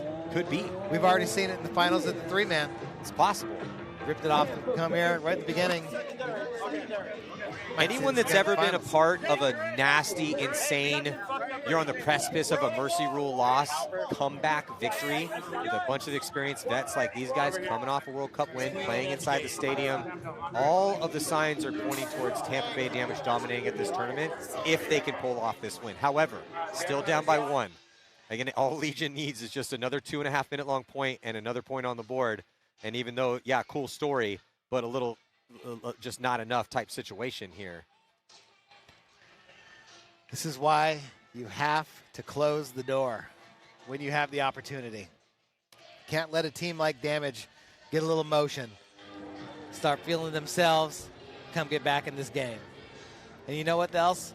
All the other teams are watching this happen. All the other teams are seeing what you got to do if you need to make a big comeback. There's going to be a lot of big games this weekend here. First event of the season. And we are seeing right off the bat what it's going to take. Even that Arsenal Impact game, how close that one was, how every body mattered, how penalties will kill you. Seconds. We are getting the full gambit of events here in this first set, under the lights, in Raymond James Stadium in Tampa Bay. You got to love it. 2026 season has officially kicked off. Just another big point, though, for both of these squads. Damage first on the box. Legion a little bit after them. Keith Brown going to be going here now on the snake side for Tampa Bay. Looks like they're going to go with Smith. And on the breakout right now, Jacob Edwards getting another spin, risking the body up the middle with Smith. Potentially going to be losing Keith Brown, though. He's going to get a check, and he does get pulled out. And a body coming off for Legion as well. 2 cars left taking the walks for him. 4, they're going to be losing Smotroff out of the back center. But then Jacob Edwards takes the walk. 3-on-3 now. Damage tucked in the pocket here, though, Todd, in the middle of the field. Yeah, they sent Justin Rabikoff up the middle to that center can, and he was able to get Keith Brown on the break. Chaos happens, and now look, it's Justin Rabikoff and Malloy over here on the snake side, but a big run through by Chris Shear. He's just going to trade out with Smotrov. 2 bodies left alive for damage. But then looks like Justin Rabikoff's going to take the walk in an absolute another bloodbath point here. And I believe after the dust is settled, it's going to be a 2-on-1 situation with just Malloy at the 50-yard line here in the snake. Who shot those bodies? Who shot Justin Rabikoff off the field? Well, it looks like it's got to be either Brian Smithfield getting taken out. It's going to be a 1-on-1 with 2 legends out here. Marcelo Margot back center for Tampa Bay damage, and Alexander Burtnikov. And Alexander Burtnikov is going to go look and see what happened. Marcelo Margot, fresh off his Defensive Player of the Year award just about an hour ago at the Summit Awards. Malloy, former Overall Player of the Year award winner. This is a battle of legends out here to decide this one. 2:09 to go. 1 point separates these teams. Whoever wins this one-on-one will be a giant hero for the squad. For Marcelo, if he can get this win here, Todd, he's going to keep his team in this match, but he has to engage. Malloy has the big advantage. All he needs to do is just burn time off this clock. Either one of these guys could be considered the best player in the world for a decade, out here winning situations like this for their respective teams constantly. Let's see what's it going to happen here. Malloy making that move to the big brick. Marcelo in Dorito 1. The chess match going down right now. Both players repositioning. Malloy is just very nonchalantly popping the top, head exposed over the brick. Blocked out. Oh, the crowd going wild here as they can see as Malloy is looking at the time here. Malloy popping the top. He's completely blocked out from that position because that can, you can see there dead center of your screen, it blocks out Margot. So then now Margot's going to reposition. He's going to do a little move back into the back corner bunker. Malloy is going to dip back to the snake. All he has to do is really protect his buzzer here. So unfortunately for Marcelo, the pressure's on him. He has to engage. He's going to try to force the issue here as we're getting down to just under a minute to go. Both players using that Jumbotron out here. Marcelo looking to push down that Dorito side, coming into Dorito 4. Malloy heads up over the snake, 50 seconds on the clock. Yeah, so Malloy looking at one version of, and on one side of the stadium, Marcelo's got to look a little farther away. The chess match continues. Malloy on to Damage's side. Marcelo going to be loading one of his last pods. Actually just checked. I don't think he has any more paint. Malloy also out of paint right now. It's getting down to it. Just 20 seconds left to go. Marcelo has to try to make something happen. Marcelo has to force the issue, and Malloy knows it. But Malloy is a little bit closer to the buzzer here. Malloy's going to do a little retreat to get an eye on the buzzer as Marcelo Margot has no choice but to recklessly run towards that buzzer. Guns up to try to get the shot here on Malloy on the run, and Marcelo Margot's going to fully commit. Did he get there in time? And it looks like, I don't think he got it as time with 8 seconds left on the clock. Marcelo Margot with 100% effort out there. I don't see the thumbs up from the referee, so I think Legion going to prevail and win a nail biter. Let's get another look at it here on the replay. Marcelo Margot had, again, no choice.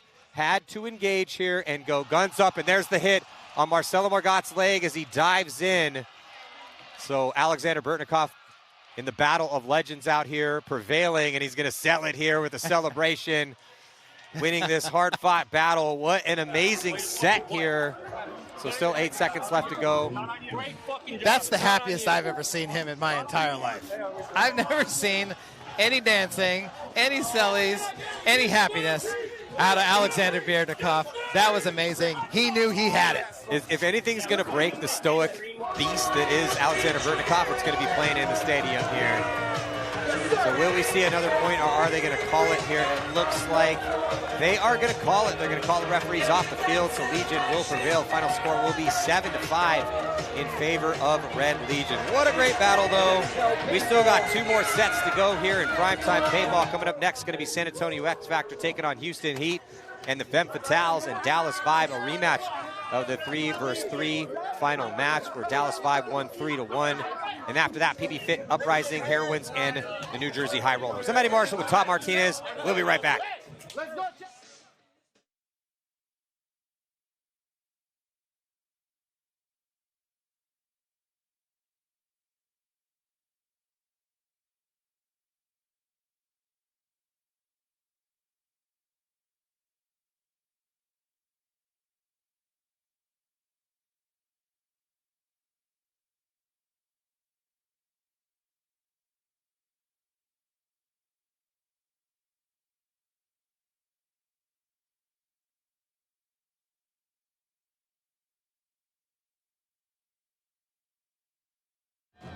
run through the bracket of death.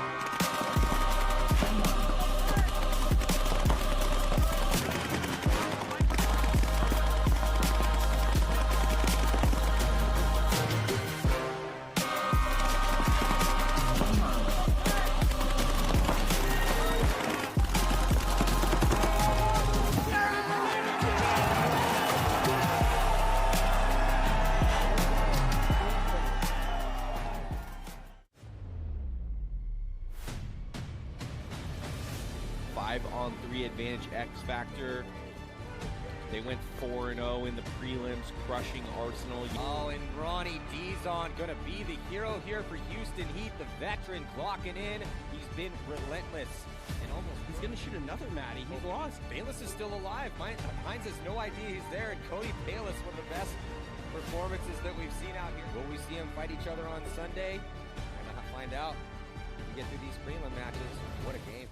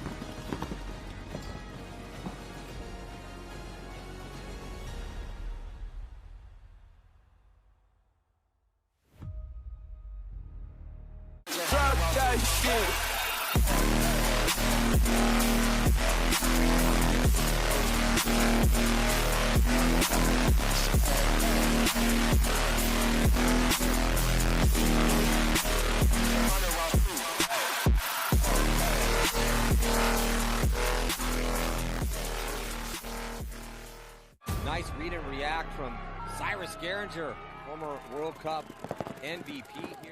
Another kill on the corner. Nate Schrader eating. There's a lot of feelings on this field right now about what. All right, let's go. Let's make some noise for your Northeast Field of the Year, Boston Paintball!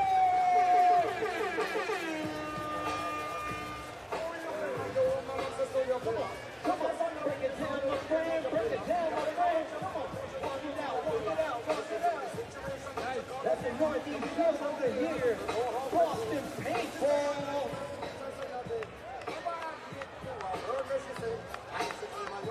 All right, let's give it up for Northwest Field of the Year, Double Bug Sports. Come on, come on, come on. Northwest Field of the Year, Double Bug Sports.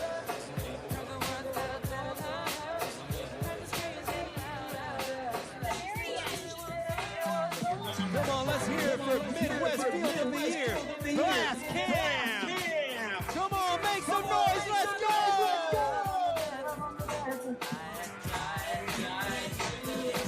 Glass Cam.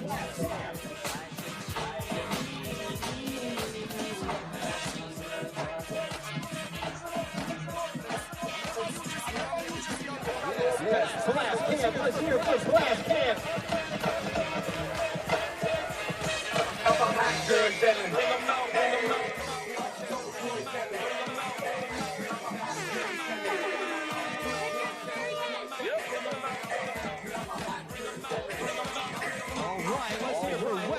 Of the Year, Action Star Games.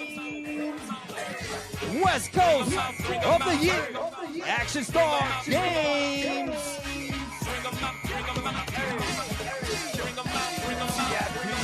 Action Star Games. All right, let's hear it for Southwest Field of the Year, Wasp.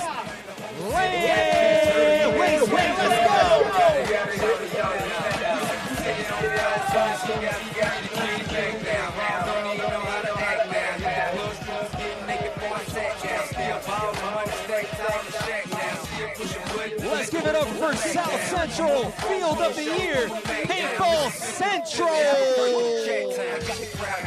Come on, come on, come on. South Central Field of the Year, Paintball Central.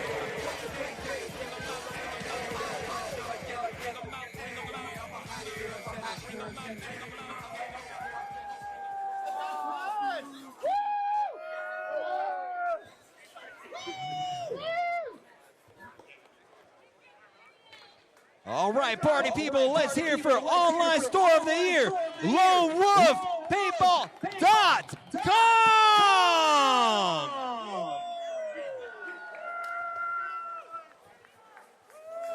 All right, let's hear for Tournament Park of the Year, X Factor.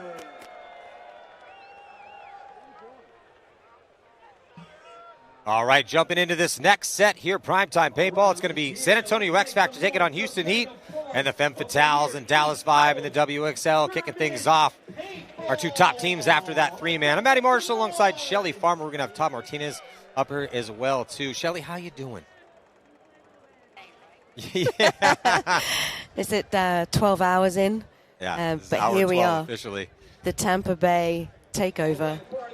But it's going absolutely awesome. The stands are packed here, and Houston Heat, their new look right now, going to show up here on center court. Looks like Louis Betancourt going to get a spin here, snake side with D's on. We saw that a bit in the three-man. Tony Mikowski, Rob Velez, and Ryan Moorhead. So they're going with their seasoned veteran squad. And Betancourt's not quite a veteran yet, but he's had a decent amount of years here in this league, but not compared to the boys, that 4 players surrounding him. Cody Bayless getting ready to go here. Going to be attacking on that D side. TJ Danner, Matt Jackson, Billy Bernaccia. It's not long, and the second game in this bracket is WNXL. That's why I'm here. Yeah, Femme Fatales and Dallas Vibe. We got a really good set here for the It's the revenge. Yeah, the revenge time for Femmes. Here we go. San Antonio X Factor. On the breakout here, watching X Factor, and can they get 5 bodies alive? Looks like they are good to go, and they're going to release up the middle here on the break.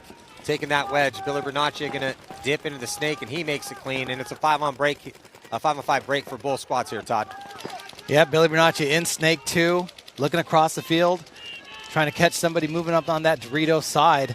He's got the protection in the middle by Matt Jackson up there in that Dorito side wedge, looking across the field. Meter Ninos here in the snake corner. TJ Danner in Dorito 1. Big move into the 50 on the Dorito side. Houston Heat going to lose a body out of the middle. X Factor, the slight 1 body advantage right here in point 1. Looking at Ryan Moorhead here on your screen. On that D side, tucking in and staying as tight as he possibly can. Evened up in the snake. Both teams with a body in snake 2. Cody Mikowski making a bump out of the back center into the Dorito 1. There you see Betancourt, number 7, in snake 3 for Houston Heat. Big fill out to the Dorito corner, snake corner. Looks like Ronnie Dizon. X Factor and snake 2, snake 1. Just loading up that snake side. Cody Bayless at the 50 for X Factor on the Dorito side. Trying to wrap around, put pressure on Cody Mikowski there in the center, and Betancourt going to get shot from across the field out of the snake for Houston Heat, but then Billy Bernaccia going to give that body right back. Yeah, it's kind of a tough death there for Bernaccia as they were up 2 bodies. Trying to make something happen here, snake side, so making this one a little bit of an issue here. 4-on-4 with X Factor, the snake dominance, and the snake 1. Cody and Moorhead over there on the Dorito side. Yeah, I think it's a 4-on-3 here in favor of... Yeah, so X Factor's got 3 bodies alive. They got the 50 on the D side, middle wedge, and then snake 1, back corner bunker D side, and then that early body walked off and Betancourt. So 4-on-3 here in favor of X Factor. And he just pushed into the snake 2. Meter Ninos kind of by himself over here. It's a double stack of bodies on the D side. Got the body up the middle here for X Factor, so Meter Ninos has to stay alive. Be careful in his battles with his mirror. Actually now into snake 3 here goes here for Houston Heat. Oh, big run through for Cody Bayless. Cody Bayless going to get 1 and a 2-pack of kills for Cody, but a major penalty going to be assessed. But it looks like they might be pulling it on Houston Heat, though, because I don't see him running to pull any of the bodies left here for... There's 3 bodies left for X Factor. If that was on X Factor, they'd be running out to pull these bodies, so that major is going to be here on Houston Heat, and I don't think they had enough bodies to pull. No, definitely not. The question is, was a penalty on Moorhead or Mikowski? Because if it was on Mikowski, that's 1 more body that they're going to be starting down on the next breakout. X Factor looking good with the 1 point on the board as we move on to the WNXL bracket. So, Shelly, do you think that Dallas 5 is going to come out here and win again against Femme Fatales, or are they going to respond? You know, who's deeper when we go to 5-on-5? Obviously, both these teams are stacked.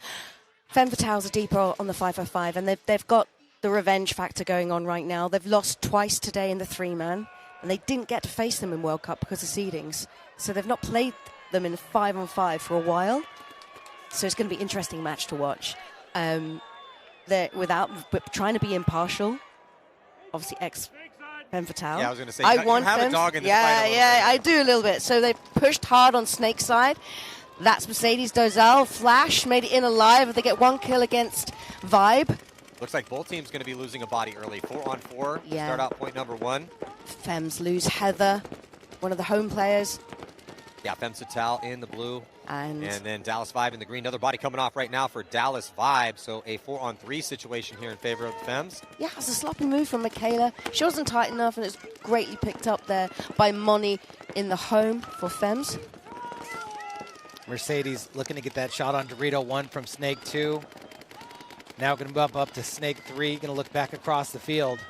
It's a 4-on-3 with Nicole Gates on your screens. You like to see Mercedes press that 50.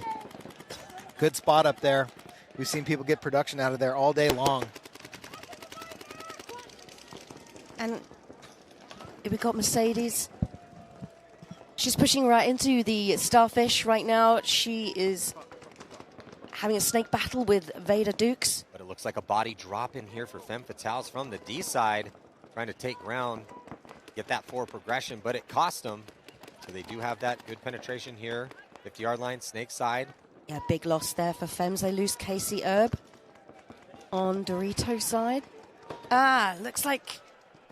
Getting bodies back, yep. Yeah, there's another one back. That's a good move there from Corrine. Corrine Baird just pushed into the corner to play defensively. She knows that their body's down. Moni with the casual trot up to the big brick. Going to come support Mercedes. Yeah, Moni's a veteran of the game. And Mercedes is going to work that. Nice shooting there from Vader Ducks. Just took Moni out on the goggles. She's got dominance over Mercedes. And Mercedes needs to protect herself down the wire. Here comes the move on the highway. But she's also got to watch out for that Dorito 3. It's a 2-on-2 situation.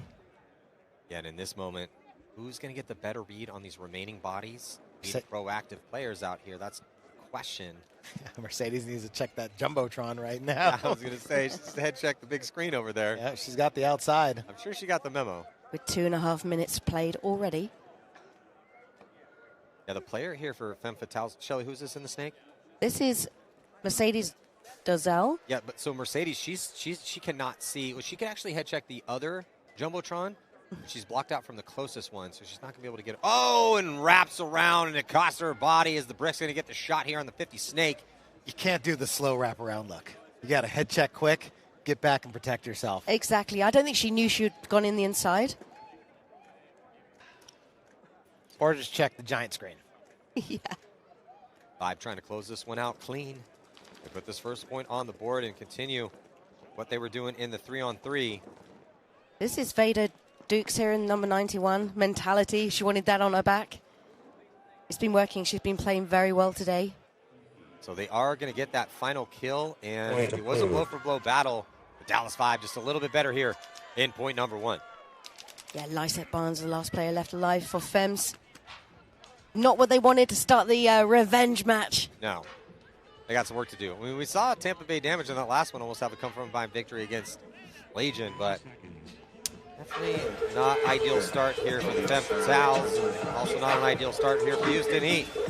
This team's going to be switching sides. Houston Heat in those red and blue jerseys. Blue and black for X Factor. Raymond James Stadium takeover.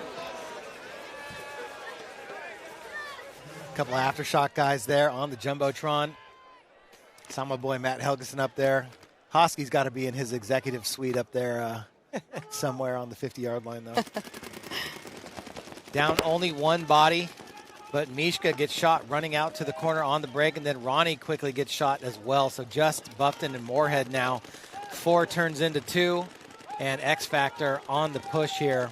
Yeah, X Factor on that power play, that penalty here for Houston Heat. So X Factor trying to stack up. Tom Guest here, new pickup for them, coming back to the squad. He was with a couple years ago. And they're just going to immediately concede here. So Houston Heat going to concede this one. Get it back to 5-on-5. Keep time on that clock. That makes it a really quick turnaround for the NXL teams. Very quick point. But they've got strong rosters. Both teams rostering 10 players. I think they're going to roll out Vader Duke. She's played every point today. Whereas Dallas 5 favoring her on the Snake side. Whereas Femmes are mixing it up. It's not the same players. And I think that will work well with regards to stamina this weekend. So, but this is a big game for the Femmes. There you are. That's Roxy, Dallas Wright. That's Chloe Serena. Now, Chloe Serena is going to be playing Snake side. She's a big pickup from Dallas 5. Oh, wow. So jumping into point number 2 here is Dallas 5 going to be dropping a body, trying to get to D1. They shoot a body as well, too. 2, actually both off the Snake side. So Dallas 5 with a 4-on-3 situation. Most importantly for them, though, on the real estate, there's no one on that Snake side that they have to worry about. Big loss for Vibe losing Corrine off the break. She did some work in the previous point. It's gone static as Vibe have Snake 3. Another body coming off here for the Femmes. Yeah, Roxy tried to fill from that back center, took one step out and just got cooked from that Dorito side of the field. And Vibe just using the L shape here to push the Snake, get the comms across as Femmes push D side. Is that Angie in the corner over there on the Dorito side for the Femmes? Tucking in. About to get run down. Oh, nope. Plays the ring around the Rosie. And yeah. Who got the penalty? It was Angie. And the penalty goes against Femmes Fatale because it looks like the Vibe player is punching in the air with victory. Not the start that the Femmes were looking for out here. Dallas 5 with a lot of momentum carrying over from the 3-woman. Yeah, and you just, ideally when you're losing the point, you don't want to be getting those extra penalties that stack it up and spotting Vibe 2 points here in the first couple. Yeah, ask the Russians about that. Momentum means a lot in these games, you know. You always want to try your best to have that next point mentality, but, you know, when you lose one that you know you should have won and then get a penalty on top of it and have to come out and then you lose that one, it's like 2 quick ones then, you know, that you feel like you just gave away. So, you know, starting off here. Todd, at this level, it's a game of edges, and it's all about that mind mentality. 100%. They need to get it back together. Hey, look at the crowds. We're here under the lights at Raymond James Stadium. Oh, pull him out. Yeah, let him know. Let him know what's up. All right, Betancourt, Dizon, Mikowski. We got some sprinter stances. Moorhead. Colt Roberts with the up the middle run to the tower. Seen a lot of bodies get to there here. This first couple. This is a good break currently for X Factor, sitting on a 2-point lead over Houston Heat with their new lineup. Houston Heat, though, in the Snake. X Factor not there yet. Silos Cortez thinking about trying to get in there. But it just looks like full guns up right now. Cody Bale's going to cut outside wide, gets the back corner bunker on the D side. Here comes Heat, back corner bunker, and he gets pinched out. Leaving Ronnie Dizon taking the walk. Cortez was quick there on the comms to let him know about the kill as Houston Heat pushed the corner and I think tripped. Has he made it in? Nope. Combat roll. Cody Mikowski with the combat roll out there to the Snake side, trying to come help his teammate up in the Snake, but here comes Silos and Meter. Smelling the blood in the water, heading out towards that Snake side now. As Heat push Dorito side and don't make it. They can't push as X Factor capitalize as a one-gun battle in the middle. but X Factor have this in the bag. And another concession here for Heat. So X Factor looking real solid, composed. Out the first looks on the strategy, most importantly connecting on those shots and good zone control, not letting Heat exert their will on them and get to the positions that they want to get to. Kind of similar situation for Vibe right now. Let's get a look here at Cody Mikowski as he tries to get in the back corner bunker and ends up doing half of a barrel roll, tries to hip escape from it, but not able to stay alive. And there was Rob Velez. Gets pinched out, trying to pop the top of the wedge in the middle. It's Colt Roberts going to run him, get that kill on him. So back to the WNXL. This Femmes Fatale. Again, Mercedes, Dozol, Roxy pushing Snake side. And pushing big. I mean, Femmes know how to play aggressively. What a move. I'm not sure Mercedes took anyone on that run. Well, Femmes playing like they need... I mean, there's 10:22 on the clock. They came out on the Snake side like they needed to score 2 points in 25 seconds. And Mercedes just kept running. Yeah. She needed to pull up. Another thing I just noticed here is that every girl on the Femmes wearing smoke lenses. It is nighttime. You need clear lenses out here, help you see a little bit better. I know we're playing under the lights, but definitely doesn't help to. Todd, I know you're a big style guy back in the day. Look good, feel good, play good, you know? You're right, dude. They look good. So if they can't get away from the smoke lenses. Like, no, I need to have my lenses murdered out. I want to look as tough as possible. I don't want anyone to see my eyes. You know who's got clear lenses right now? X Factor. Yep. Houston Heat. I mean, maybe they just can't see the paintballs coming at them. I think Mishka's got amber lenses on. Mishka's wearing a cycling hat with a floppy baby bill. That field of vision is so important. No. Only Mishka would wear that. But where's the leopard at, Moorhead taking a big bite. Going to make it into Dorito 3 on the break. And they always also make Snake 2 off the break. Yeah, time to start sending it over here. Mm-hmm. Not necessarily on the break, but definitely, put the pressure on right away. Don't try and sit in the back. X Factor, they know how that game's played, but they do get Meter Ninos off the field, off the Snake side corner. Yeah, Mishka fills out to the Dorito side corner.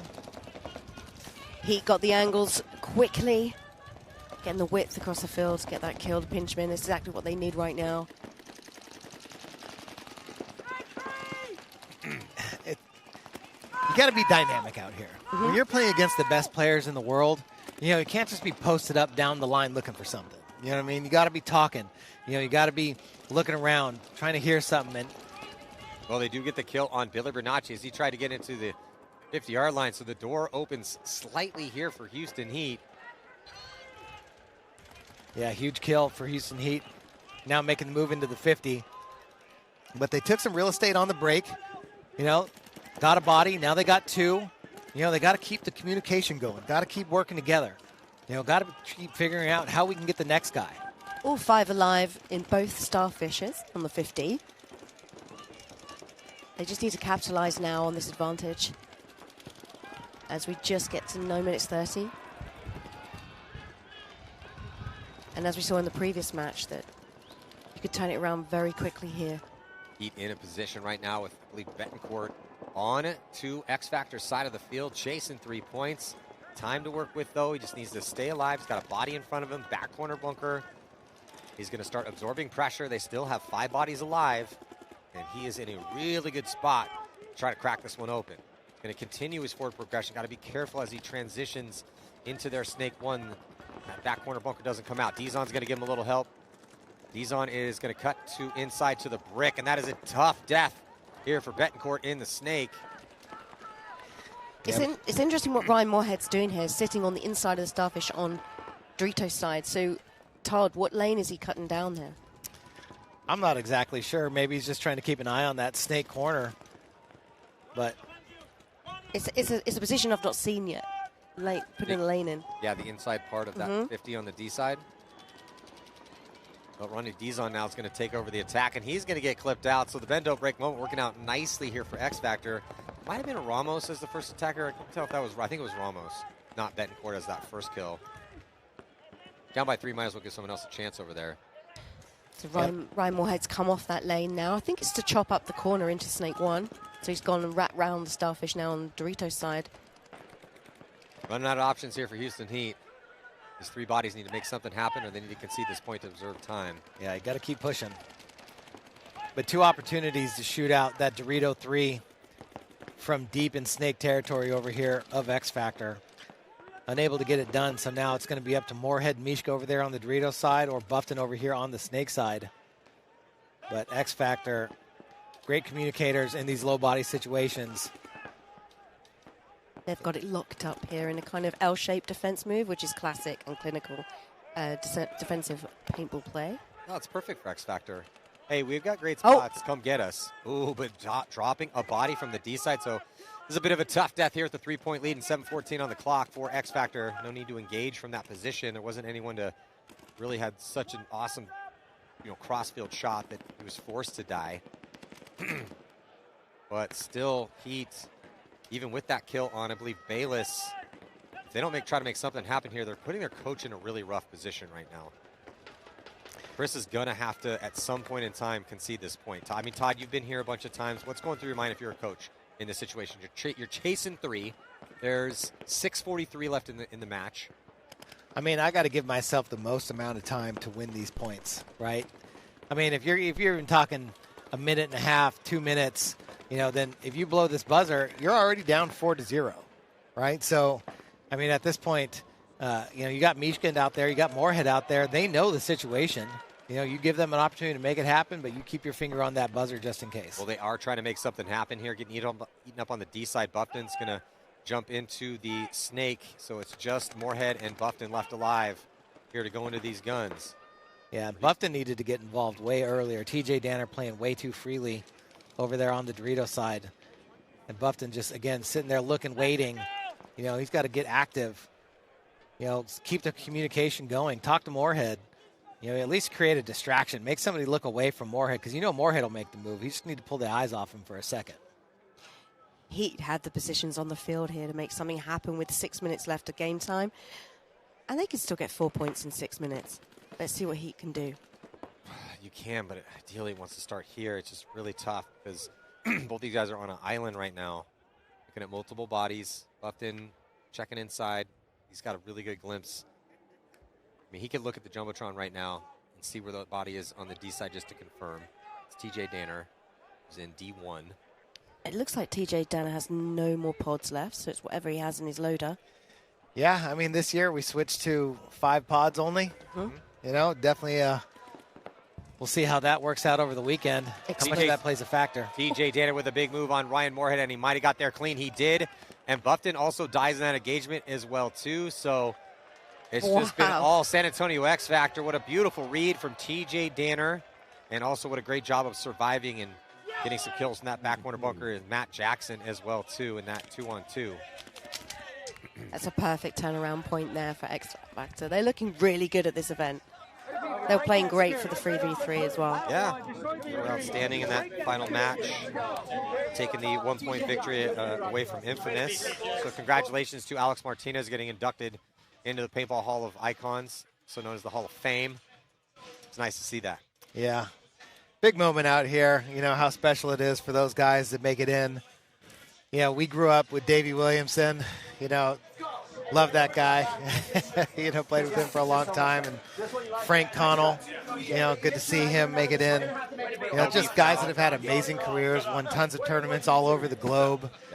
Yeah. Very influential and inspirational players. LB Fow, Brian Fow. Great class out there. Ed Portman from Avalanche. Alex Martinez, like you said. It was great that his teammates were out there, or his team was out there to congratulate him and support him, as he got his award.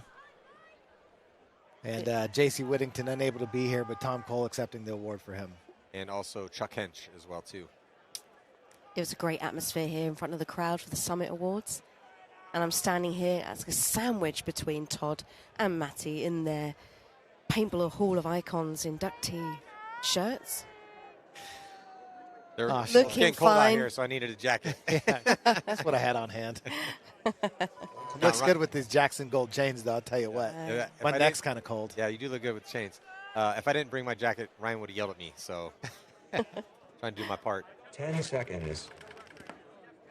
So there was just a pause there, a technical timeout, as we go into the 4th point.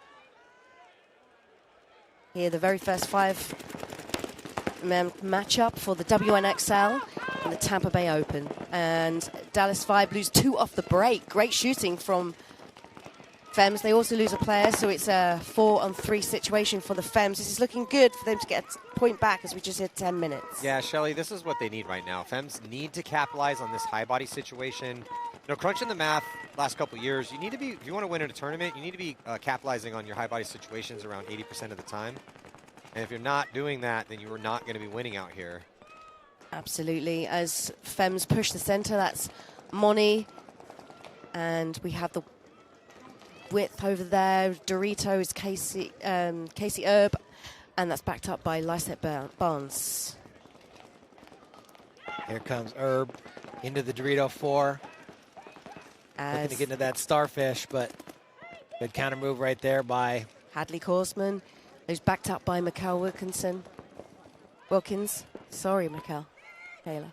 But she's going to look snake side instead of Dorito side. Let's see if Casey depths into that. Nice kill. Yeah, so Dallas 5 losing another body here, just down to 2 options for him to try to preserve this lead. So looking really solid for the Fems. They need to get an accurate count, utilize the advantage. They have outside containment on both sides, D side and on the 50. They're going to get a kill. Nice here, shoot. Snake side. That was Moni getting the kill from the center, taking out Hadley on the loader. As she pushes through into their 40. Moni's making it all happen here. At least a 3-pack. She off the home with the break. What is Monty short? Is it Monty? Moni. Monica. Moni Lopez Aliaga. It's like the kid's name's Monty. Or she, AKA Sweet Cheeks. Yes, they are. Yeah. on social media. Okay. Here we go. Casey O with the drop down the Dorito side into the corner. Yeah, nice little close here for Fems. Still keeping the door open. Going to be chasing 2, but they did not squander the high body situation. Good close for them. So now it's kind of up to Dallas 5. Gut check moment for them. Fems have answered. You're not just going to run away from this one. Yeah, you won the 3-on-3, but this game is not over with 8:03 on the clock. So Lysette Barnes getting the buzzer there. Under lights here at Raymond James Stadium. It's special. It's special. And WNXL with the takeover. Woo! I love it. yeah, we got one more WNXL game here in our final set. Will be the Heroines taking on the New Jersey High Rollers, and in with PB Fit and Seattle Uprising. It's interesting that the semifinals today is exactly the same games we've got this evening for 5. Man. Yeah, that is. When I saw that, I was like, oh, that's fitting. Yeah. Well, we stacked it up with top teams out here for primetime paintball here at Raymond James Stadium. Day's flown by. It's been a long day here at the Tampa Bay Open on day 1. So back into this X Factor and Houston Heat match. Looks like Villa Granaccia is going to get taken out. But Ryan Moorhead taking the walk for Houston Heat. So it's going to be a 4-on-4 situation. A little bit better off for Houston Heat as they dip the body into the snake. Guess is going to get out of doubling up that back center with Colt Roberts. Here comes, I think, Silos. Yeah, so Silos is going to get up to the mini wall. Silos putting in double duty over here, playing the snake side, playing the Dorito side. I'm sure he's loving playing this much paintball out here right now. Is he not usually a versatile player then, Todd? Or Oh, he is. He can play any spot in the field. Yeah. Well, we've just seen him more on the D side most recently. Yeah. But that's the strength of X Factor right now. They're just looking smart. Yeah, X Factor looks controlled. Jackson almost put a ball on the body trying to run filter out from the back center to get into D1. Don't think that he connected on that one, though. Tom Guest able to get out wide snake side, so look for him to either get into the snake or have Colt Roberts leapfrog him, have Colt get into the snake. Just 4 minutes of gameplay left. Yeah, Ramos is over here sitting in snake 3. You know, just one gun looking his way. Feel like you got to put more pressure from that snake 50 starfish. Still a 4-on-4 situation. Not much has happened in the last 30 seconds. Houston Heat need to force the issue here as they push into the Dorito 50. Just on the inside of the Starfish. Good comms from Heat. But they need to... X Factor have a good spread of the field. Yeah, X Factor practices, Yeah. you know, these sort of plays all the time. You know, force you to come through the guns, playing with a lead, 4-0, big lead. They're not going to force anything. Tuck in, talk. And all Heat can do is just punch the center right now and hope their snake player gets the kill. As X Factor have 2 guns crossed up either side with their 4 players. So the zones are marked up, which is creating a problem here for Heat. Yeah, not to mention the old screen lookers out there as Ramos gets into the 50. But Colt Roberts keeping an eye on him from that inside Snake Temple guest. Just raining paint down on the Dorito side from the Snake corner, along with Matt Jackson in that Snake brick, locking off that zone. You can see a clear shot between Dorito 3 and Dorito 4 to make sure nobody crosses that zone if you got paint flowing through there. Yeah, problem though, we're running down on time. 2:24 left. Heat's off the pace. And X Factor is just going to be content to do exactly what they're doing. They're in really good spots, just controlling zones. They would love to take a 4-0 win right here. Shutout victory against Houston Heat.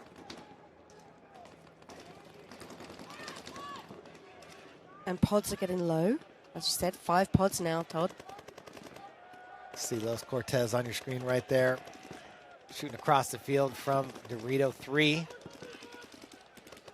Ronnie Dizon. He wants to make a move from that big brick. Looking up at the Jumbotron.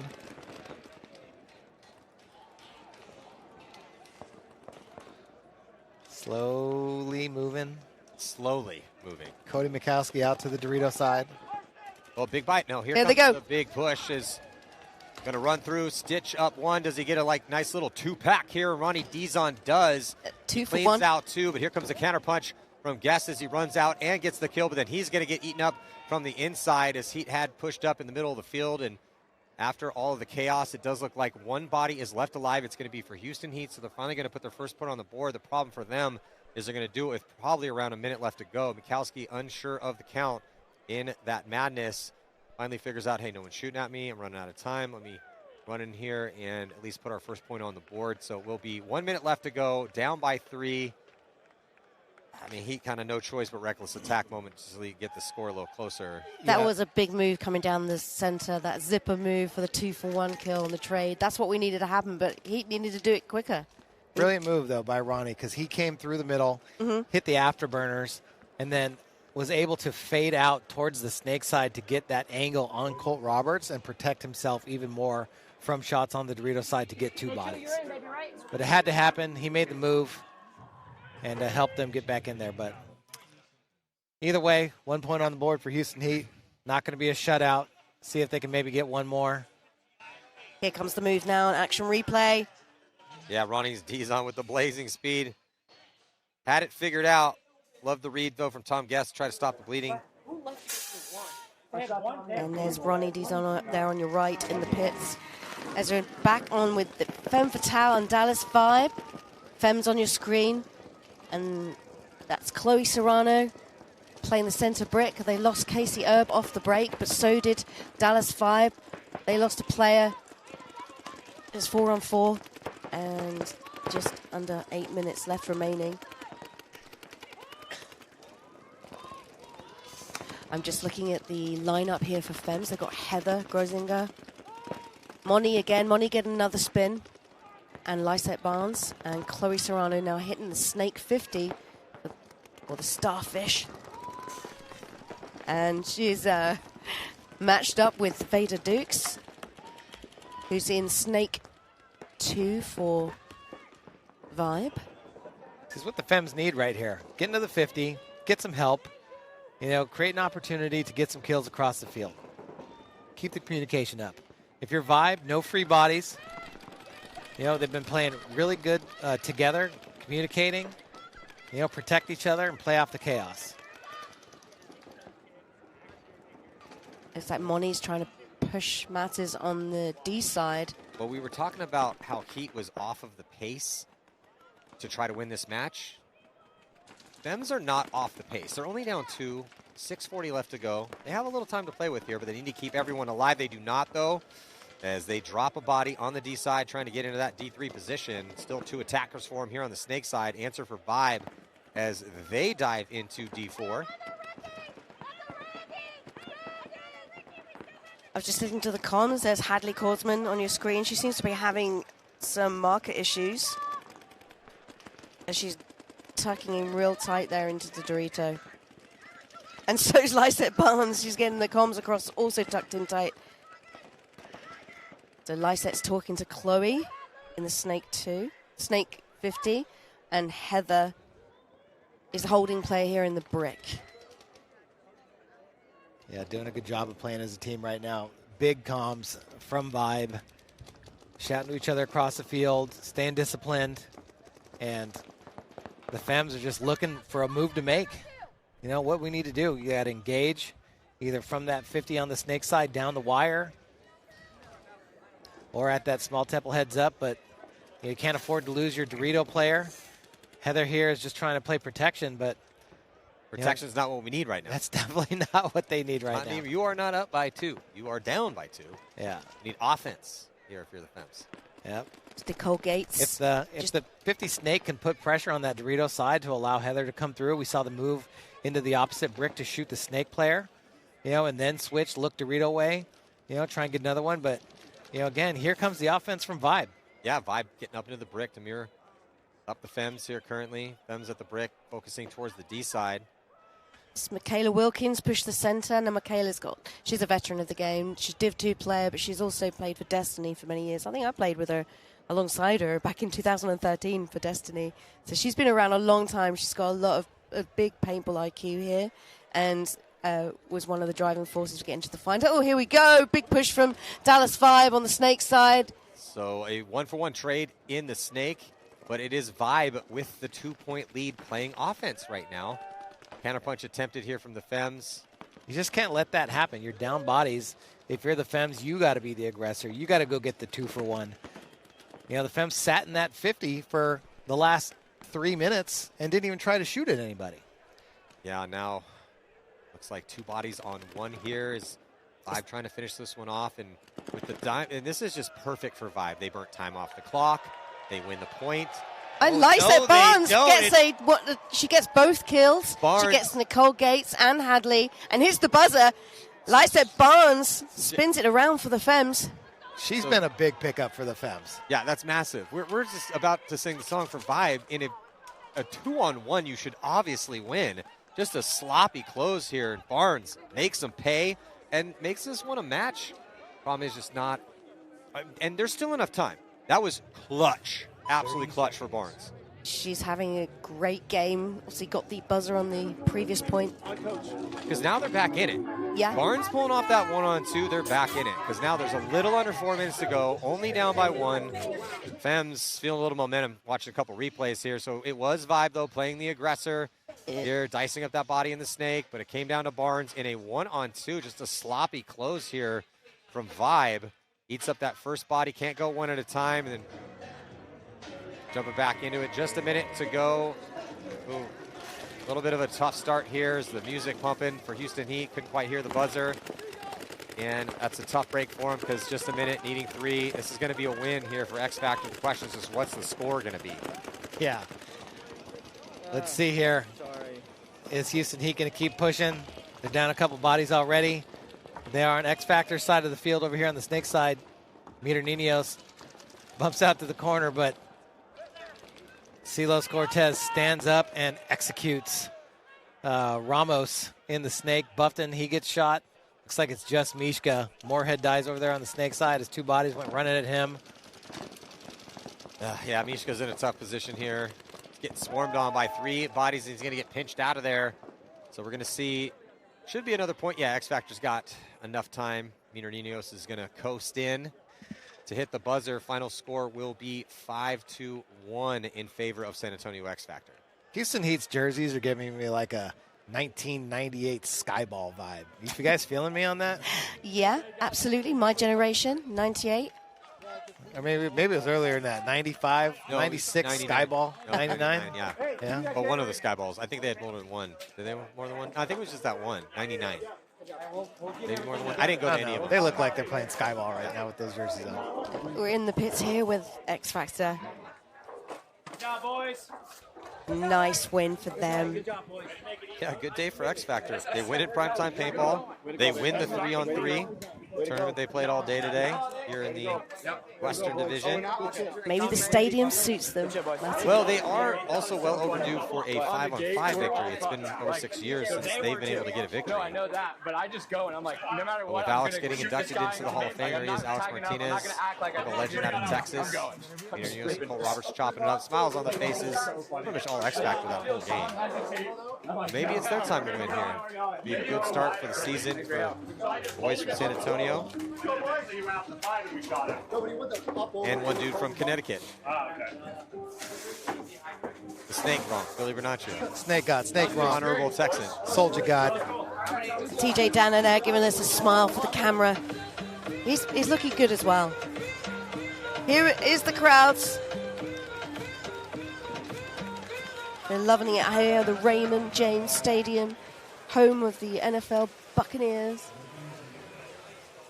Did you get to look at the pirate ship? I did. I did get to go in one of our short breaks on the pirate ship. It's pretty sweet. It's special, isn't it? Yeah, it's pretty cool. Bucket list item for me. Yeah. Got up in there. Brought my own cannonball, my own gunpowder. Launched one into the section 205 over there. Don't tell the security guards. Here we go. So this point's massive here, just under 4 minutes. Dallas Vibe lose a player off the plate. That's really good for Femmes Fatale as they motor on to get this point back on the board. One of the first points here where the Femmes have started with the advantage, where they shoot a body on the break and don't give one up.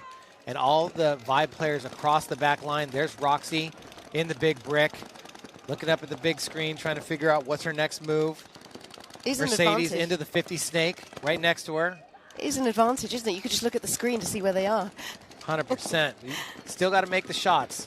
Everybody's looking at that screen, right? So Mercedes over here got to be smart in the 50 snake. She's got Roxy with her. Angie made a move up the middle as well. She's in the big wedge on the Dorito side. I think in the Snake 50, that's Mercedes Dozell. Well, Yeah, Roxy, splash. Angie, and Mercedes pushing the issue here. They have the spots needed at or near the 50-yard line. Down by 1, under 3 minutes to go, and great zone control, getting that kill. As Vibe getting chopped up trying to get into Snake 1. And we watched their flash looking at the big screen and saw Vader Dukes make a move and then was able to capitalize. So the players out there taking advantage for this little bit of tweak that we have out here, Maddie. Yeah, I love what I'm seeing out of the Femmes. This is what we need here. If you're a fan of the Femmes, is they have all of their bodies up the field. They've taken the real estate, and then now they're locking up into zone control, keeping Dallas Vibe from counterattacking. Dallas Vibe, body language not looking good for them. They're all tucked into their spots, trying to figure out where they want to put their guns. Another body getting tapped out from D1 here for Vibe. As Lysette Barnes takes a big... Oh, is that Angie? That's Angie Tejeda. I'm not sure if I can say her name. Angelina Tejeda. She'll kill me for that. But Angie now in their 40. Looking to wrap. Get that body out of the Dorito corner. 2 bodies left alive for Vibe. Mercedes needs to get on her horse. Get down the snake over here and pick that player off. She does out of the corner. Now going to make a big run.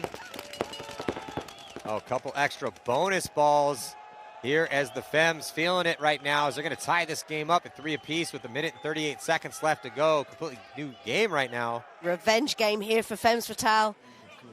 And real good teamwork there with Mercedes and Roxy, Angie, Casey, and Lysette.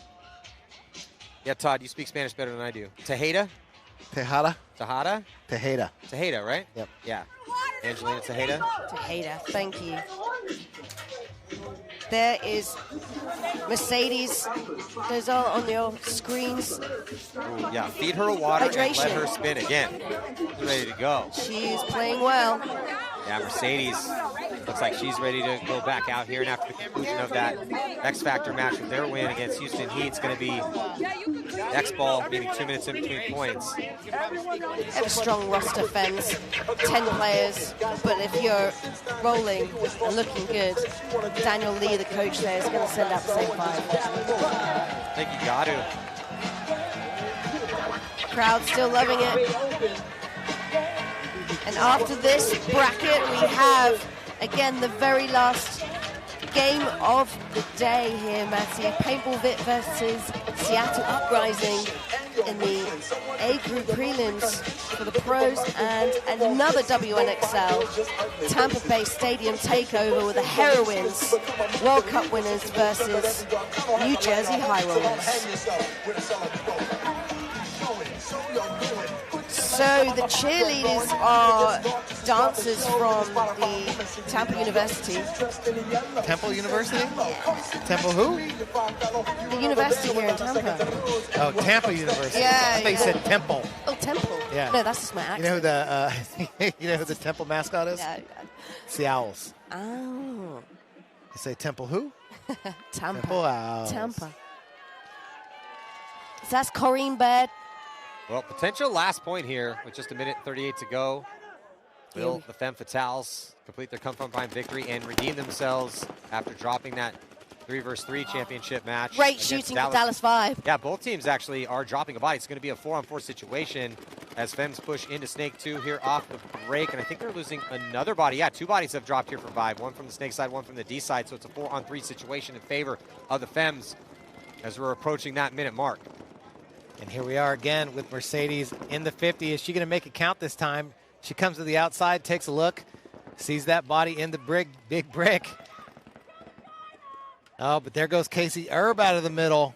3 bodies, about to hit that 60-second mark. Who's going to make the move? Yeah, it was a nice snapshot there from Vader Dukes on Casey in the center. And she's just posted up here on Mercedes as Lysette Barnes pushes Dorito's side just to hold it as an anchor in that corner, rolling the comms. Yeah, Mercedes can't get stuck over here. Just sitting on the outside, she's got to be active. As we're coming down to 30 seconds, Todd. Could see an overtime go. point. Yeah, Mercedes, you're feeling it. Send it, babe. She wants Let's it. go. She wants it. Oh, she went the wrong way. She went the wrong way. It's You just got to at least get 1 off of there. Vader clinical there in her bunker. As I said, all day she's been playing excellent in the 3v3. Oh, but Lizette once again in a 2-on-1 gets another one. Oh, great. 1-on-1 for 2 seconds left. Lizette Barnes holding it down for the Femmes. Not letting most Vibe kills. make that push. Picked up 2 players on that last push, but Vibe with the opportunity right there to go close it out. So as we set the stage here in overtime, looks like our sideline reporter Bree is down with Meter Ninos. Bree, what do you got for us? Hello everyone, I am here with Dimitri. You just scored the last point of that game. What is going through? I'm really happy and proud of our team for coming here. You know, we're playing inside a stadium. There's a lot of excitement, a lot of distractions, but we had production across the board, everybody locked in, and everything went according to plan. So pretty stoked. You almost had a mercy win against Heat. Was there any doubt in your mind after they scored that first point? No, definitely not. You know, there's not much time. There's probably 4 minutes left on the clock, and you know, they have capable guys, so they should get one. And so when that happened, it's just like, all right, next man up. Let's go finish this off. Absolutely. Well, thank you so much. I'll send it back to you, Maddie. Yeah, thanks, Bree. Yeah, congratulations to Meter. They had an outstanding day today. They look dialed. They are definitely a favorite here at this event. Question now is who's going to win this one here, this WNXL battle? Femmes? Vibe? Shelly, what do you think? Vibe are looking good today. They've beaten Femmes 3 times today. Well, twice today in the 3v3. And they look confident. We've got Saying that their Femmes are due. Femmes are due. I'm not really lucky on the horses, so I'm going to go with Vibe to win this point. So obviously a bit biased towards Femmes. Yeah, true. Or That's my logic. Femme Fatale player, so. Yeah. Well, See if Vibe can clock in right now and make it a day for them with a 3-on-3 victory and starting out their season with the win against one of their big rivals. Hadley calls them pumped up there. So their 5 here for the overtime point is Veda Dukes, Michaela Wilkins, Nicole Gates, Hadley Korsman, and Corrine Baird. And that's their main 5 line. And on the Femmes Fatale, we have again Lysette Barnes, Angie Tejeda, Casey Erb, Mercedes Dozal, and Roxy Montano.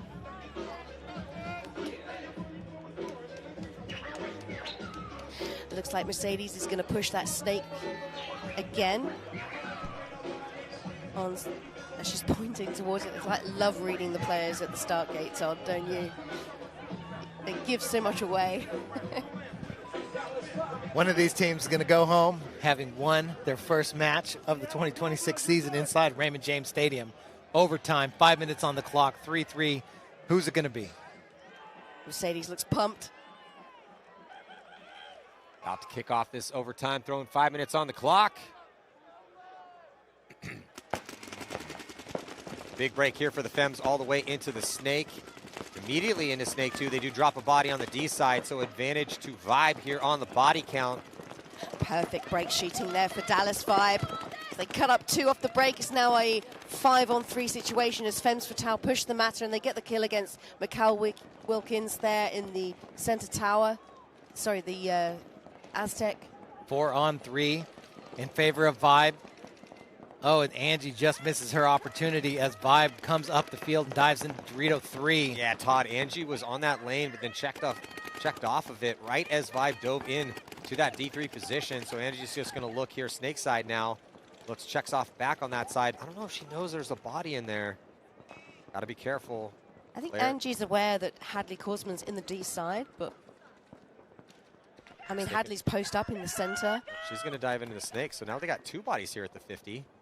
That was just great timing from Angie there because Hadley was posted up, managed to get into that bunker. But they're both looking the same way. They should utilize. Double up. There we go. Push, push, push. That's it.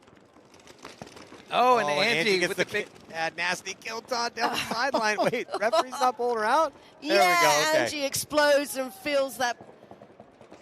Angie's trying to get another one here. They have not picked up Angie wrapping around trying to make this a 2-pack. She does. Can she make it a 3-pack here in overtime and complete the come from behind victory here for the Femmes?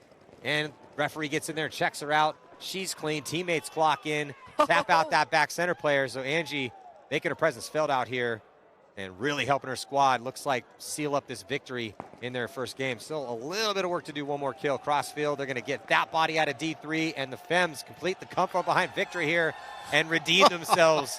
That 3 versus 3 loss they took in the finals. What a turnaround here for Femmes Fatale as they get that point, that revenge win against Dallas Vibe. Lysette Barnes pumped. Angie pumped. Angie does not play around. Do not play with that woman. Here it goes. Tammy Abinson, the owner of the team. She's injured right now. She can't play, but what a moment here for Femmes under the Raymond James Stadium lights here at the Tampa Bay Open. Big point by Barnes earlier in the match to keep them in this game. Huge point in overtime after losing 2 bodies on the break. Consistent play by Mercedes to be a presence over there on the snake side and able to sneak one out here. Come from behind victory for the Femme Fatales on the back of Angie Tejeda in overtime. Yeah, Tejeda getting it done here in that overtime point, and that is going to do it here for this set. One more set to go here, Primetime Paintball. It's going to be the #1 team in the world, PB Fit. They're going to be taking on Seattle Uprising, who took their first podium last season, looking really good and dialed this year. Also the Heroines and New Jersey High Rollers. I'm Matty Marshall with Todd Martinez and Shelly Farmer here at Major League Paintball. We'll be right back.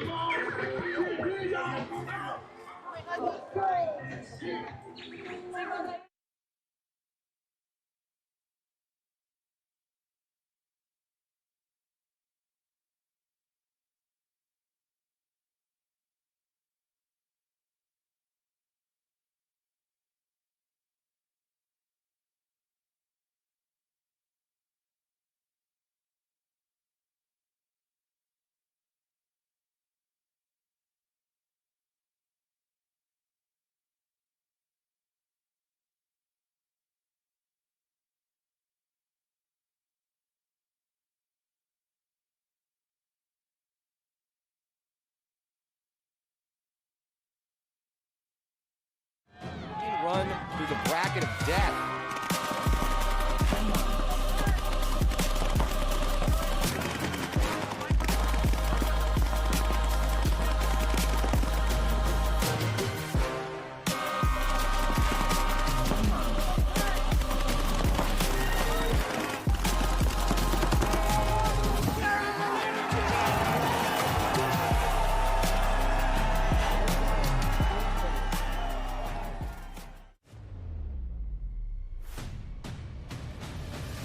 Five-on-3 advantage X Factor.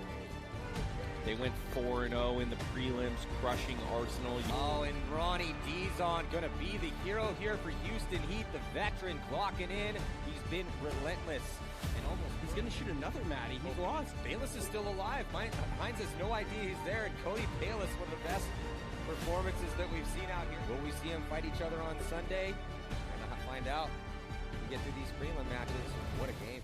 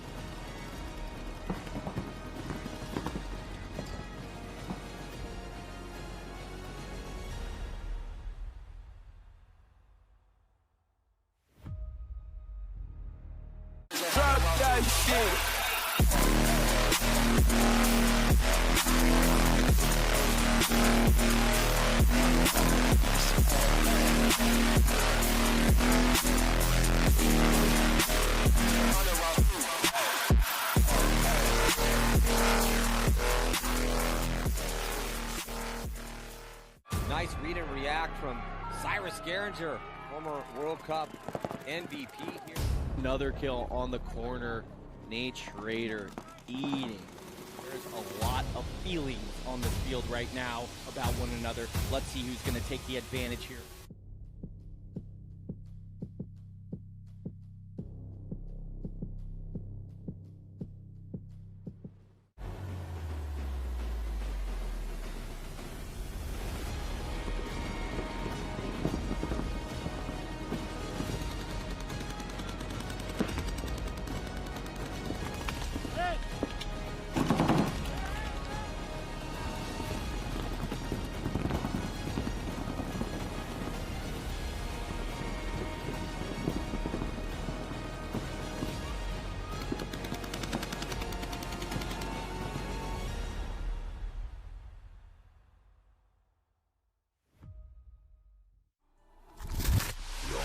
HK Army Eject X Harness, new pod cap padding protection, Velcro rubber straps, removable padding, stealth ejector system, durable elastic pod holders.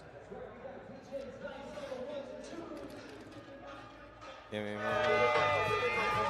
are back here. One more set to go, and primetime paintball is going to be PB Fit taking on Seattle Uprising. The Fit faithful packing the house out here as they travel well. It's always a hometown event.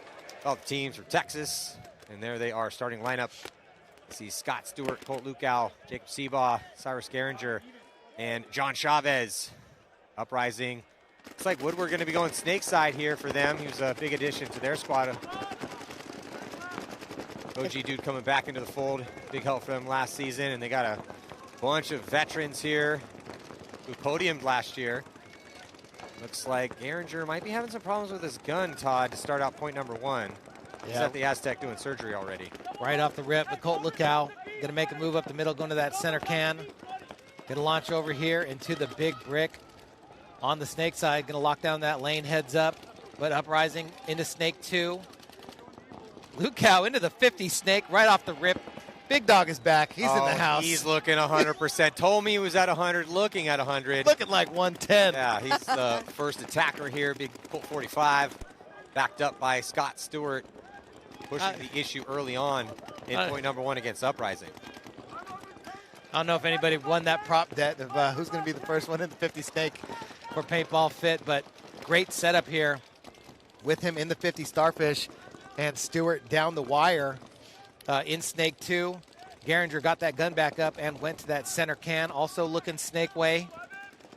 Two of the best break shooting teams in the league, and it looks like we're still playing 5-on-5 paintball. Yeah, a little bit of a longer 5-on-5 break here. Uprising playing a little bit more defensive. Boys from Texas here, PB Fit, pushing the issue, playing offense. And we'll see if Uprising can stay alive. They do not, as they're going to be dropping their first body out of D1. It's a 4-on-5 situation in favor of PB Fit. Seabaugh in Dorito 1, shooting heads up. Chavez in front of him in the mini wall, also playing heads up. Geringer looking to get frisky in the middle of the field. Looking like he wants to make a move, wrapping the inside of that big brick. With Stewart on the inside, just watching over that Dorito. Big gap to head out towards the small wall. And, of course, Colt Lukow in the 50 Snake. He was just checking his loaders, his pods there. Just checking his pods, posted up. Looking good on the big screen here on Raymond James Stadium. There's something about those lights that's pushed him into that 50, Todd. I'm saying. Yeah, so longer point here in point number 1. Good comms from both squads. Full field communication here for PB Fit, trying to make sure they know where these bodies are. And they're playing much more aggressive on the Snake side to start things out with the triple stack of bodies this way with Geringer, Stewart, and Lukow. 2 with Seabaugh and Chavez. D side, they get another kill. So just winning gunfights, winning a couple early gunfights, just smothering Uprising here, forcing them to play their style of ball right now. Yeah, lane's definitely covered here by Paintball Fit. Good eyes across the field both ways. Great communication, but first body for Fit to drop out of the Snake 2, Snake 3. Yeah, unconventional death here for Scott Stewart. Only see him waste his body in a 5-on-3 typically here. And he got shot down the wire, didn't he? With a snapshot, so nice from Uprising. As Fit pushed Dorito side. Oh, Colt feeling himself here in the 50 Snake as well. He's going to cut to the inside, looking to make a move on that Snake. And then it looks like Cyrus Todd's going to go outside wide, take over the attack down the sideline. As we're looking Snake side, D side action over there as well too. Seabaugh, he's going to move up, and Chavez has quickly found his way to the 50-yard line. So back center, Snake 2, and I believe the Snake corner for Uprising. I think so, yeah. Yeah, that bunker's leaned in. There's for sure a body back there. So 4-on-3 still here in favor of Fit. Fit being very disciplined. No mistakes at all from them other than the death of Scott Stewart. It's 4 minutes played, and they're short on paint. If you look at their pods, there's not a lot on their packs. Yeah, Geringer's down to 0 pods on his back. Lukow also. Nothing left on his pack as well, too. Just 5 pods this year, so don't have as many bullets to work with. Yeah, and, you know, if you watch Fit play, Colt takes one looking inside from that brick, but, you know, Fit does a good job of constant off-the-break pressure with the paint. You know, they shoot on the break, and their players just keep the paint flowing. Big move down the sideline by Nasty Nate Schrader. He's going to go bunker out Cyrus Geringer, which is going to leave just 0 bodies alive on the Snake side for Fit. Yeah, but it's a 2-on-2 situation, and as the chaos settles in, here comes John Chavez, who read the situation perfect. Just Woodward left alive here for Uprising in a 1-on-2 situation in favor of Fit. Seabaugh also alive, and he's up the middle of the field, shading towards the D side. Seabaugh's going to cut through the middle to that big wedge. And yeah, looks like Todd Seabaugh connecting here. So, hey, man, couple bad deaths on PB Fit's part made that one interesting. But full field control, those extra bodies counted, those early deaths mattered out here, unfortunately for Uprising's chances. And PB Fit, after a real long first point, try and get someone to go to the middle and set up again on it. I can't either. It's on me. In the pits right now with Fit. Did you see Seabaugh shoot Uprising pods in the back center, and then Chavez walked by and stepped on him? I did not see that. Yeah. Dirty tricks out here. Filthy. Dirty tricks. The boys from Texas. So we have the Heroines versus New Jersey High Rollers now for WNXL. The Heroines coming off the back of a World Cup win in 2025. Here we are, round 1, Tampa Bay Open. It looks like, Shelly, both these teams rostering 8 players. That's correct. On the breakout, big bite for the Heroines all the way into the snake here. They're going to be dropping one of the Blanco sisters, it looks like. No, it's Alicia Valdivia. Oh, Valdivia. Yeah, that's a big loss. Alicia's the Team USA captain. Her comms are strong. She plays D-side. So it's a 4-on-5 situation for High Rollers. High Rollers had a lot of changes this season as well. They lost Vader Ducks to Dallas Vibe. But they've gained Amanda Setzer, a veteran of the game, and Caitlin Woodward, who both played for the USA in the past. They've got a lot of experience. So welcome to them to the 5th season of the WNXL. Well, a lot of free agent moves out here of the WNXL. Yeah, crazy offseason for them, too. High Rollers into the snake, and also up the middle of the field as well, too. Heroines here on your screen. These purple jerseys. Bunch of color flair. The purple is each event. They will have a different hero, comic book hero. So this event, they've chosen K-pop Demon Hunters. The purple jersey. K-pop Demon Hunters, so hot right now. I like it. I like it. We're going up, up, up. It's their moment. Yeah. And you've got Nana Blanco and just here on the snakes. Almost got caught here in the snake, but just matrix her way back into snake 3, staying alive, dodging those balls. Sobi Glass has returned after an ACL injury. She's just playing Dorito Corner for High Rollers. She used to play for the Heroines in the 1st and 2nd season of the WNXL. As Heroines, great, Shelly, great comms from the Heroines right now. Yeah, Daniela Rojas here's in the corner talking to Tata Blanco in Dorito 3. Katie Kelly up there on the big screen in the Dorito corner, number 20, playing down the wire for the Heroines. She's getting a glimpse. She's looking at the big screen. She's like, that's me. I don't need to know that information. I know where I am. Yep, the Heroines going to lose a body on the Dorito side up front. Big move here from High Rollers. Does it pay off? Doesn't look like it does. Blanco able to tuck in and stay alive, and now starts her own attack. I don't hate that move, though, trying to play off the kill on the Dorito side, checking to see if Blanco was paying attention. Just got to capitalize it. Bella Alajaz trying to make something happen. Heroines too strong on their guns right now. They're locking up. Daniela's pushed into the center brick. As they've got full control of the field. Rojas keeping an eye on that Dorito 4. Big Blanco kill. wrapping the 50, but she's going to get clipped. Wrapping the 50 from across the field. Rojas going to take over that 50 now. Yeah, nice move by Rojas. Saw the death of her front player. Wants to keep that outside containment here for the Heroines. Yep, you see that body over there in the Dorito 4, and then the other one on the big wedge on the Dorito side. Oh, the Dorito 4 is going to come walking off. It's like a 2-on-1 now with Rojas here in the 50. Let's see if she picked up that big wedge on the big screen.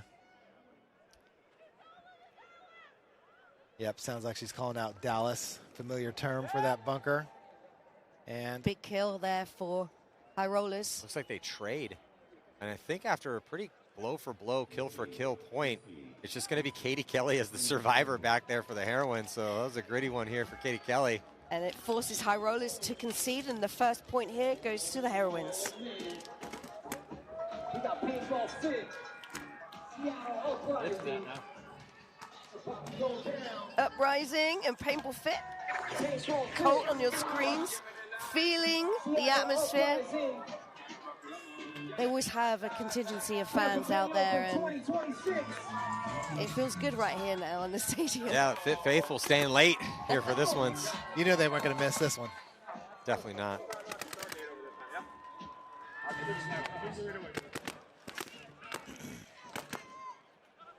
Uprising, see if they can answer after that real long first point. Wasn't bad, just a couple mistakes cost them early. And they're going to be dropping a body out. The Off the break shots down yet again here for PB Fit. Uprising doubling up the back center. They're going to have to get out of there eventually. They do get Nate Schrader, back corner bunker on the snake side. But Fit looking pretty good right here. Let's see if they can get their bodies out and up. They launch body into D1, so 5-on-4 in favor of Fit. That's twice now that Uprising have favored doubling up in the home. Yeah, somebody's going to have to get out of there. There we go. Coming across to the 50 snake, but nobody over there on the Dorito side. It's going to let Colt Lookout make a move up here into the Dorito wedge with his eyes set on that 50 starfish. Woodward goes to the outside 50 here, and Snakeside decides to come back. It's a retreat, but I think in that moment he's missed the snake one, Phil. He's going to get a little help here from Schrader. Schrader also gets into the snake. Wait, that's not Schrader. He's got Schrader's loader on, but that's not Schrader. Oh, no, it is. Schrader. Yeah, 4, a little tough to read on the back. Oh, there it is. So Uprising lost that body on the break. There's Arnold on the screen here in the snake corner, but they're going to lose Woodward out of the 50 snake. I'm not sure who caught Woodward. I think it's Colt over there. Yeah, I think on it's the big Colt. screen. Yeah, I think it's Colt inside. There we go. As Arnold is trying to look for Colt now. He's seen him up on the big screen and he's putting the lane in. There's Alex Borromeo in the blind back lane. center. The old crew, Schrader, Arnold, and Borromeo trying to hold it down here as Colt goes to the inside 50 on that big B on the Dorito side, crawling from the wedge. Getting some help swinging around the backside. I don't know if Uprising picked him up. No, he's clean, and they're Dorito 3. Paintball Fit taking their time out here, knowing they got the bodies. Also might just be low on paint. They just filled the snake too.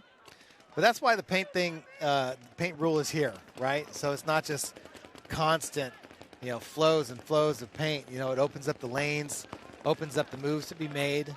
Got to be disciplined on your shots, slows the game down a little bit in that second and third stage, and you got to make them count. Yeah, so they're asking. So Uprising's having a conversation. Graham Arnold's asking Nate, hey, are there any kills? No, I think Nate asked that to Graham. Graham said, yeah, I don't think so. And I think he's right. Then Nate's going to get shot crossfield. Look for a concession here. Yeah, so they're going to concede. Coach Tyler Michaud has seen enough. Wants to give him a little bit of time here. Try to scrap back into this one. 6:55 still in regulation.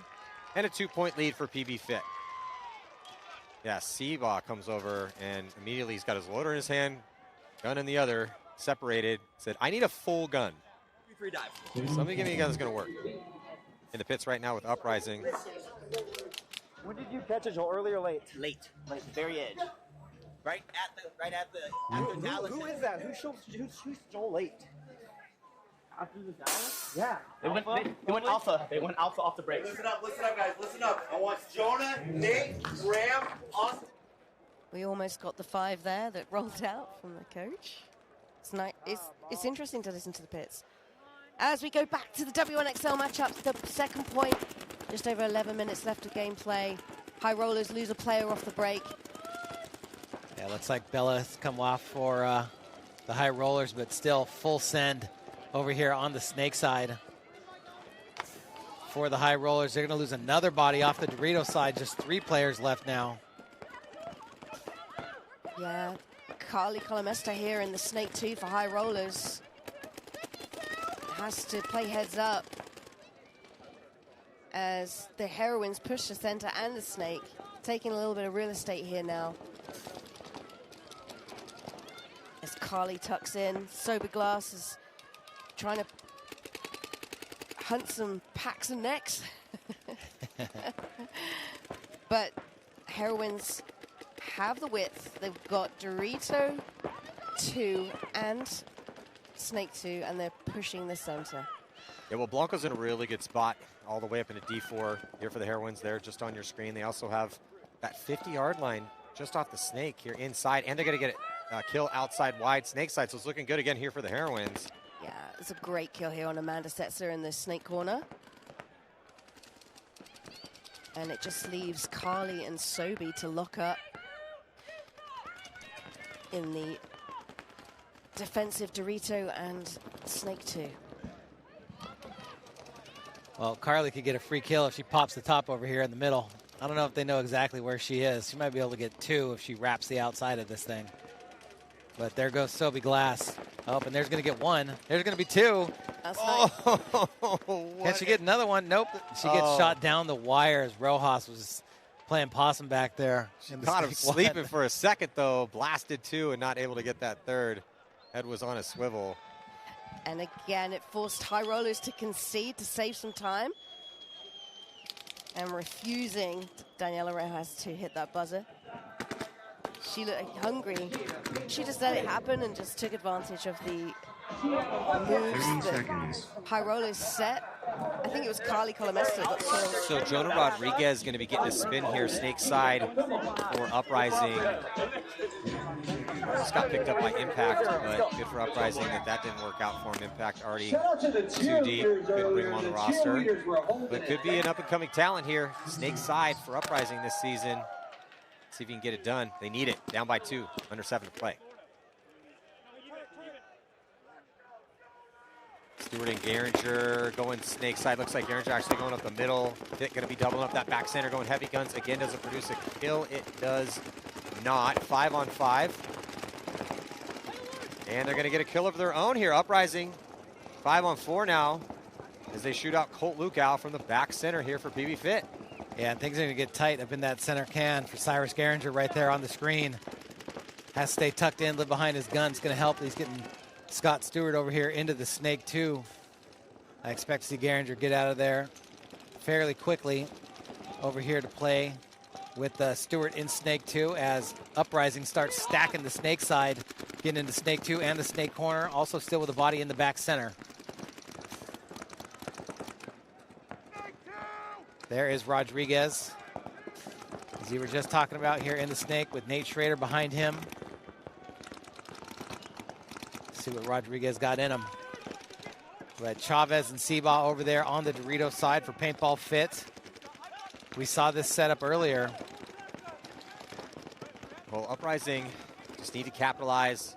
They're not off the pace, only chasing 2 with 5:43 to go. Now making moves on the D side. Diving into the mini wall.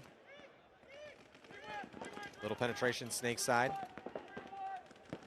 A big move here for Fitz. They fill the snake corner from that can. Yeah, Cyrus Geringer blowing up some paint, though. He dives into the back corner bunker, snake side, immediately rips his barrel off.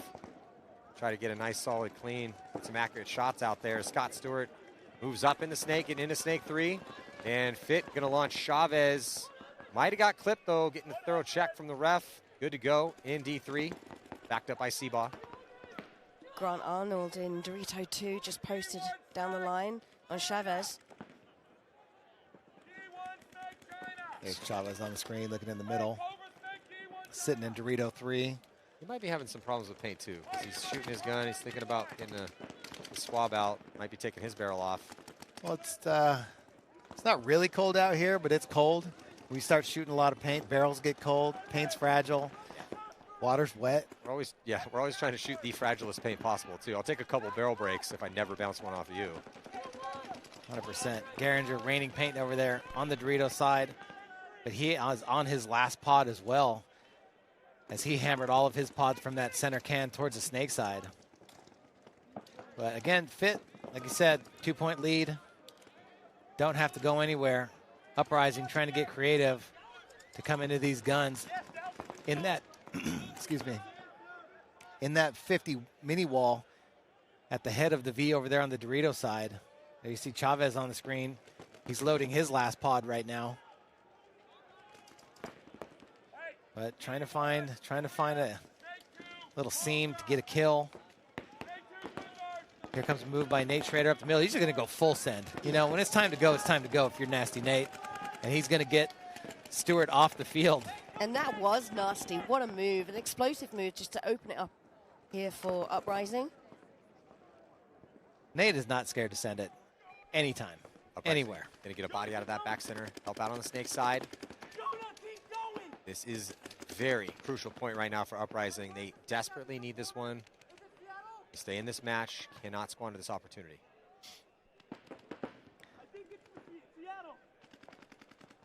And it looks like Jonah now in the 50 over here. Does he want a gunfight with Geringer? Oh, Geringer almost got the drop in on him, but nice tuck in. It sounded like they shot each other's balls in the air there. It's definitely possible. Geringer is losing his bunker, though. And then here comes Jonah. Jonah's going to run him down. Does he get him clean? It looks like a clean trade. Oh, Geringer, how did he miss him? Oh, my God. Jonah Rodriguez just completely missed him. No, he's going to be pulling Cyrus out, though. He should have been pulled for manipulating the bunker, right? I mean, I know it's kind of a weak call, but that kind of played a I don't know. I mean, right there. I thought he was going Is to that say it? manipulating the ref then, like it was Jedi skills. I mean, I think that might be why he pulled him out. Yeah, it's tough. I mean, he goes into that spot. It pops out. It pops the bunker out of the ground, and then he's just trying to stay alive at that point, tucking into it. Yeah. So that'd be kind of a tough call. The point is going to be good, though. I mean, you and I had the same angle. It didn't look like he put a ball on him. Yeah, I don't know how he didn't. I mean, yeah. Geringer's 3 feet away. Yep. Here we go. So a bit of a change up here for Heroines as they roll out. Oh, on their screens is an action replay. Yeah, but if you're Cyrus, what are you going to do in that situation? I mean, you're going to do exactly what he did. And you can. And then here comes Jonah, who was getting shot cross field. So maybe good that he didn't put a ball, because that might have been a penalty on Jonah.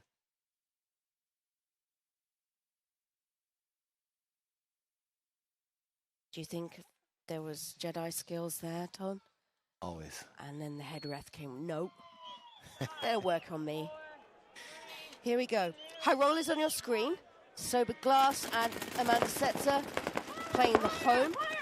Big moves here for Heroines as Nana Blanco hits the 50. They take Stellato, so Stellato's first run out today for the Heroines. As Alexis Laser now pushes the brick. Snake side. The Heroines are just mixed up here, their 5-line. Well, it's a big moment right now for high rollers. They got some time, but you don't want the Heroines to start stacking up points. Heroines are just playing a little bit more aggressive right now. Alicia Valvidia is just now in Dorito 2. Crossfield, Katie Kelly holding the home, shooting Dorito side, with Alexis Laser holding the brick on Snake side. So that leaves Nana Blanco here in Snake to do her ting.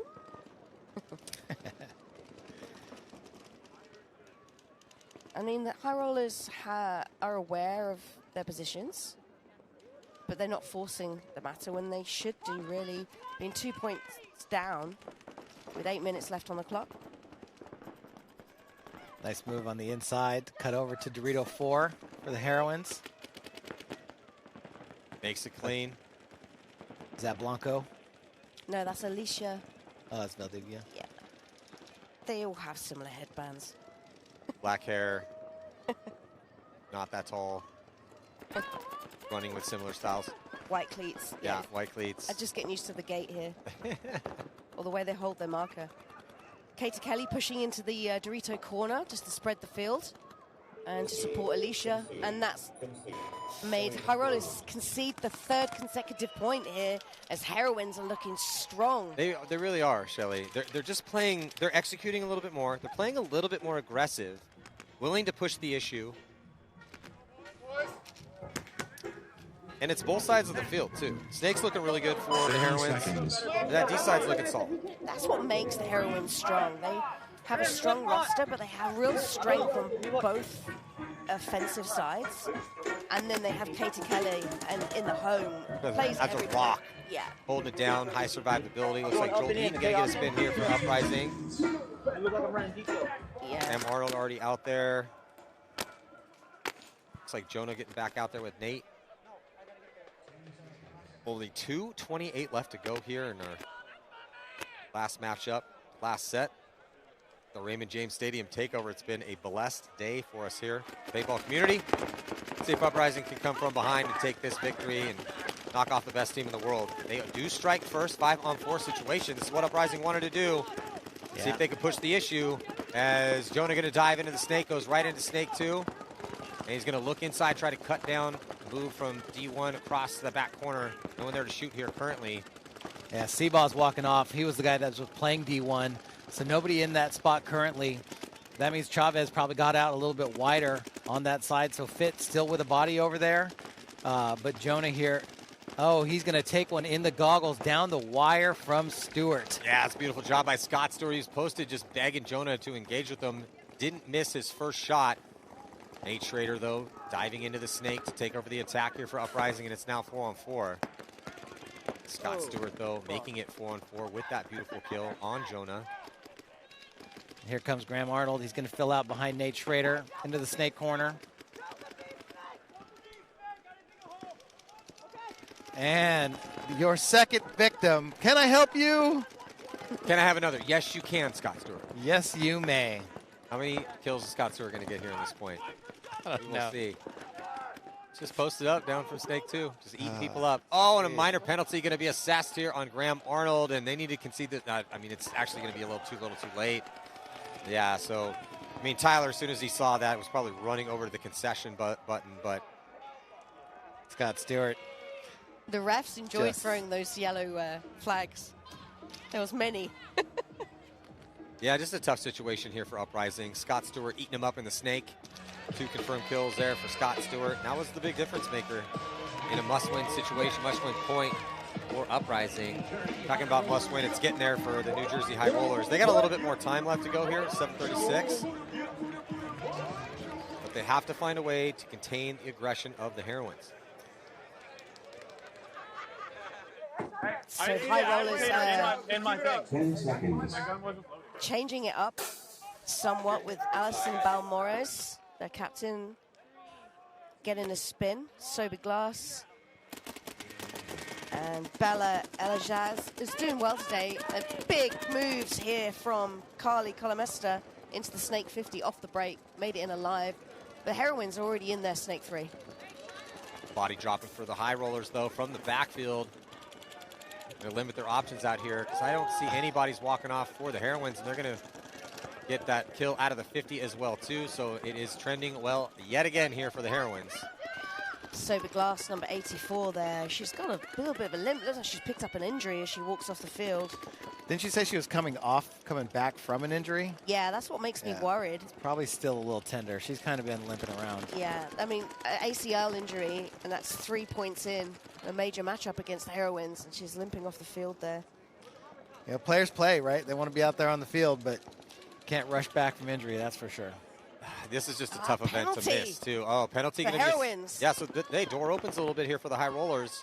Exactly what the High Rollers need right now.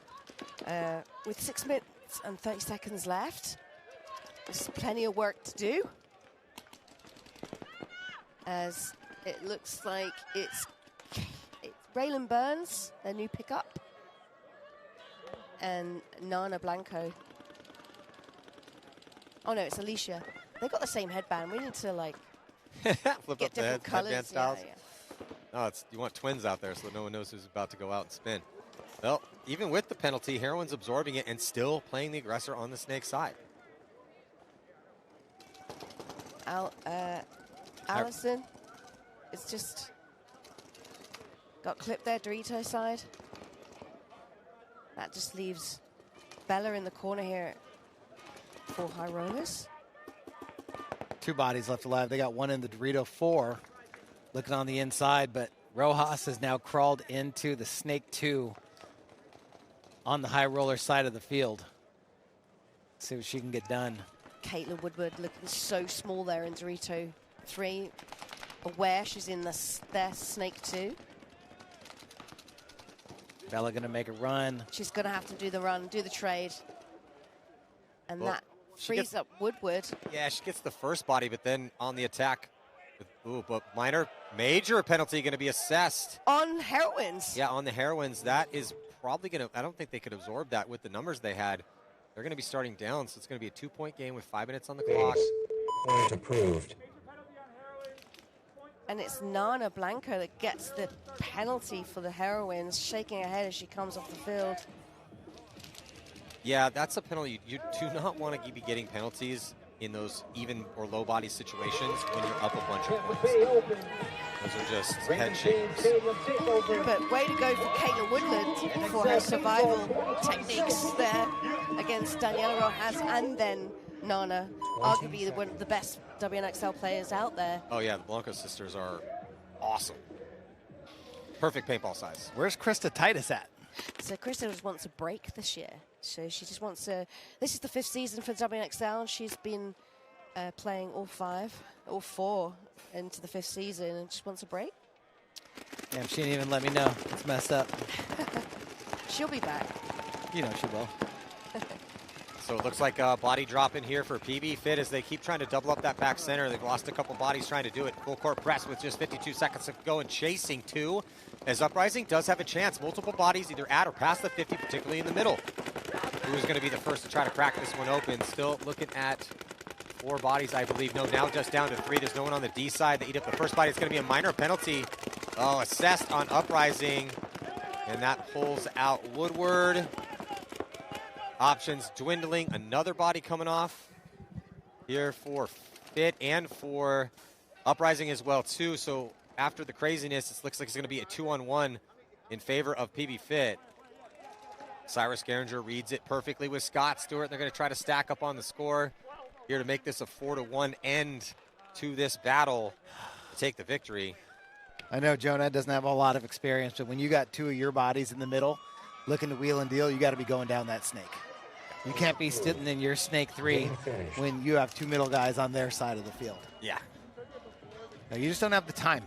You know, you don't have the time. You have to be the one who's creating the pressure over there.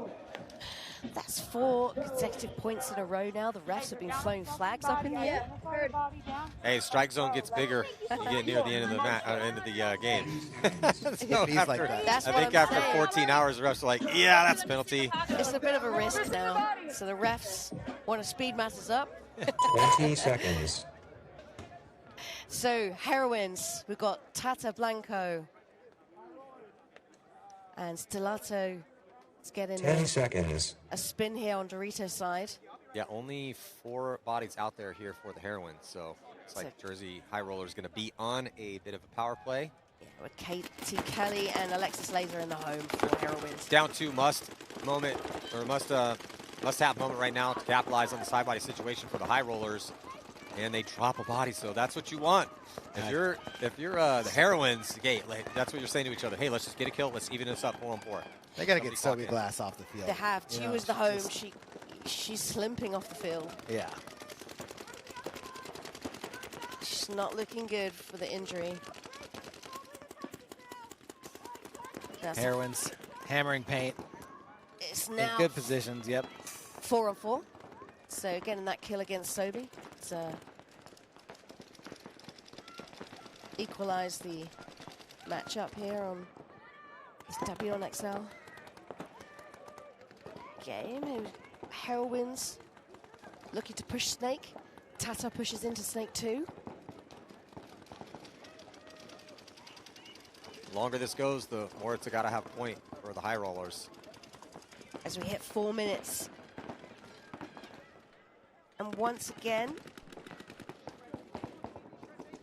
High Rollers playing super tight with Caitlin Woodward, who forced the penalty in the previous point there against Nana Blanco. Is playing super tight in that position again on Dorito's side.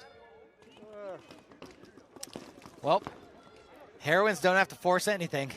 You know, they can play the same game that X Factor just played in the last set. Stay alive, shoot your guns. No free bodies, nurse this lead, run some time.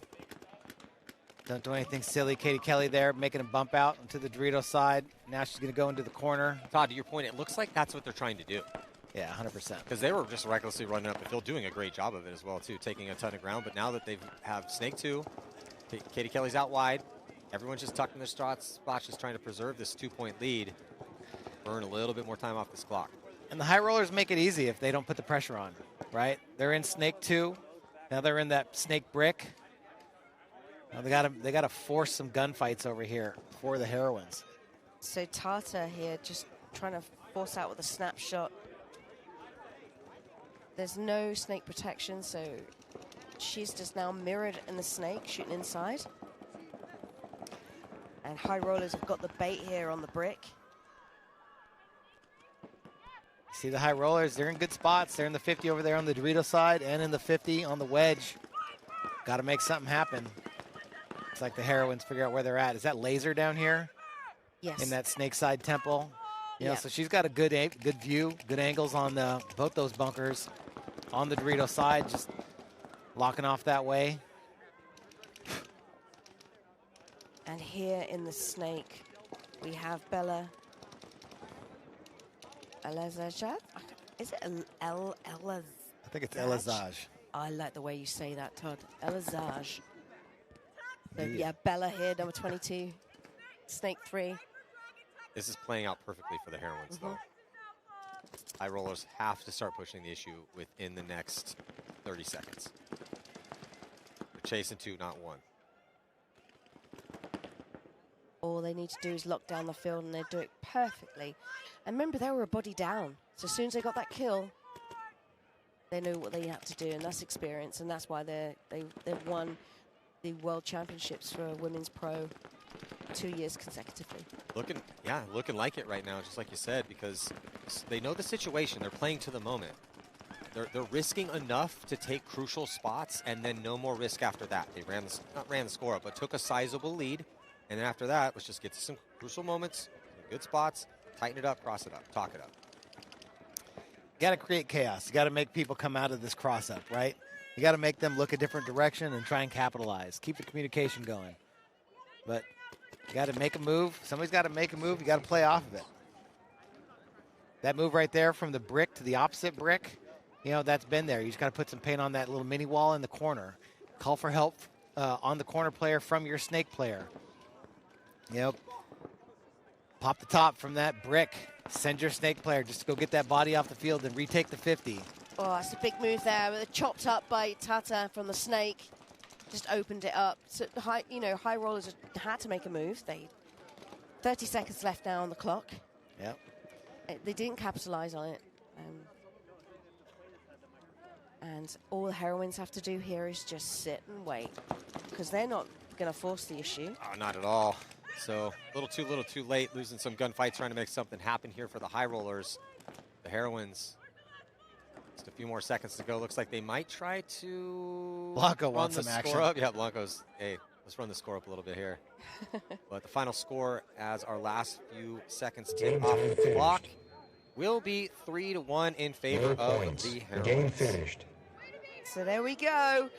The heroines take their first match against New Jersey High Rollers. And previously in the bracket before, Femmes Fatale beat Dallas 5 in a very close match, went into overtime point. So that's your WNXL matchup. So if you want to continue watching the Women's Pro, then tune in tomorrow, Major League Paintball on YouTube on the premiere field, and they will be playing in the afternoon. Yeah, so that is going to do it here. But before we sign off, one more thing to go. Looks like our sideline reporter, Bree, is down with Colt Luke out here. Their win against Seattle Uprising. Bree, what do you got for us? I am here with Colt Luckow. You just got back from tearing your ACL. How is it getting back to the field after that injury? It's really good. I mean, it's been a lot of like mental strengthening, right? Like kind of getting past my own worries. But I feel good. I'm able to slide again. I'm able to crawl around and do things. And now I'm finally back at 100%. I had to play in a giant metal brace at the last World Cup, so I wasn't able to kind of get on my knees and do things. But I'm back, so I'm excited. I'm very excited to be at 100% and go win Tampa. Absolutely. And since your 24 rookie season, you basically took over the entire paintball world. What do we expect from your 26th season coming off of that second place win last season? We're trying to repeat. We're trying to win the series again and end the year with 2 rings. That's our goal. You got to, shoot for the highest accomplishments, and that's what we're trying to do this year. Trying to keep it going, build the momentum, and just keep playing our game. All right, perfect. Well, that's all I have for you. I will give it back to you. And that is going to do it here officially. The stadium takeover is finished. Thank you guys so much for joining us here in this epic marathon. Beautiful day here in Tampa, Florida at Raymond James Stadium. We will be kicking off the action 10 a.m. on center court across the street as we jump into the rest of these professional matches. It's going to be New Jersey Leverage taking on Chicago Wild Style Distortion and the Royal City Sea Dogs and the Atlanta Jungle Cats. So interesting. There are some new teams in the mix here in the professional division, and also tune into the Premier Field as well, too. Listen to Shelly Farmer talk about the WNXL and the semi-pro division going down. Can't wait to see what's going to happen here at the first event of the year, the Tampa Bay Open. So I'm Matty Marshall on behalf of our entire broadcast crew. See you guys tomorrow.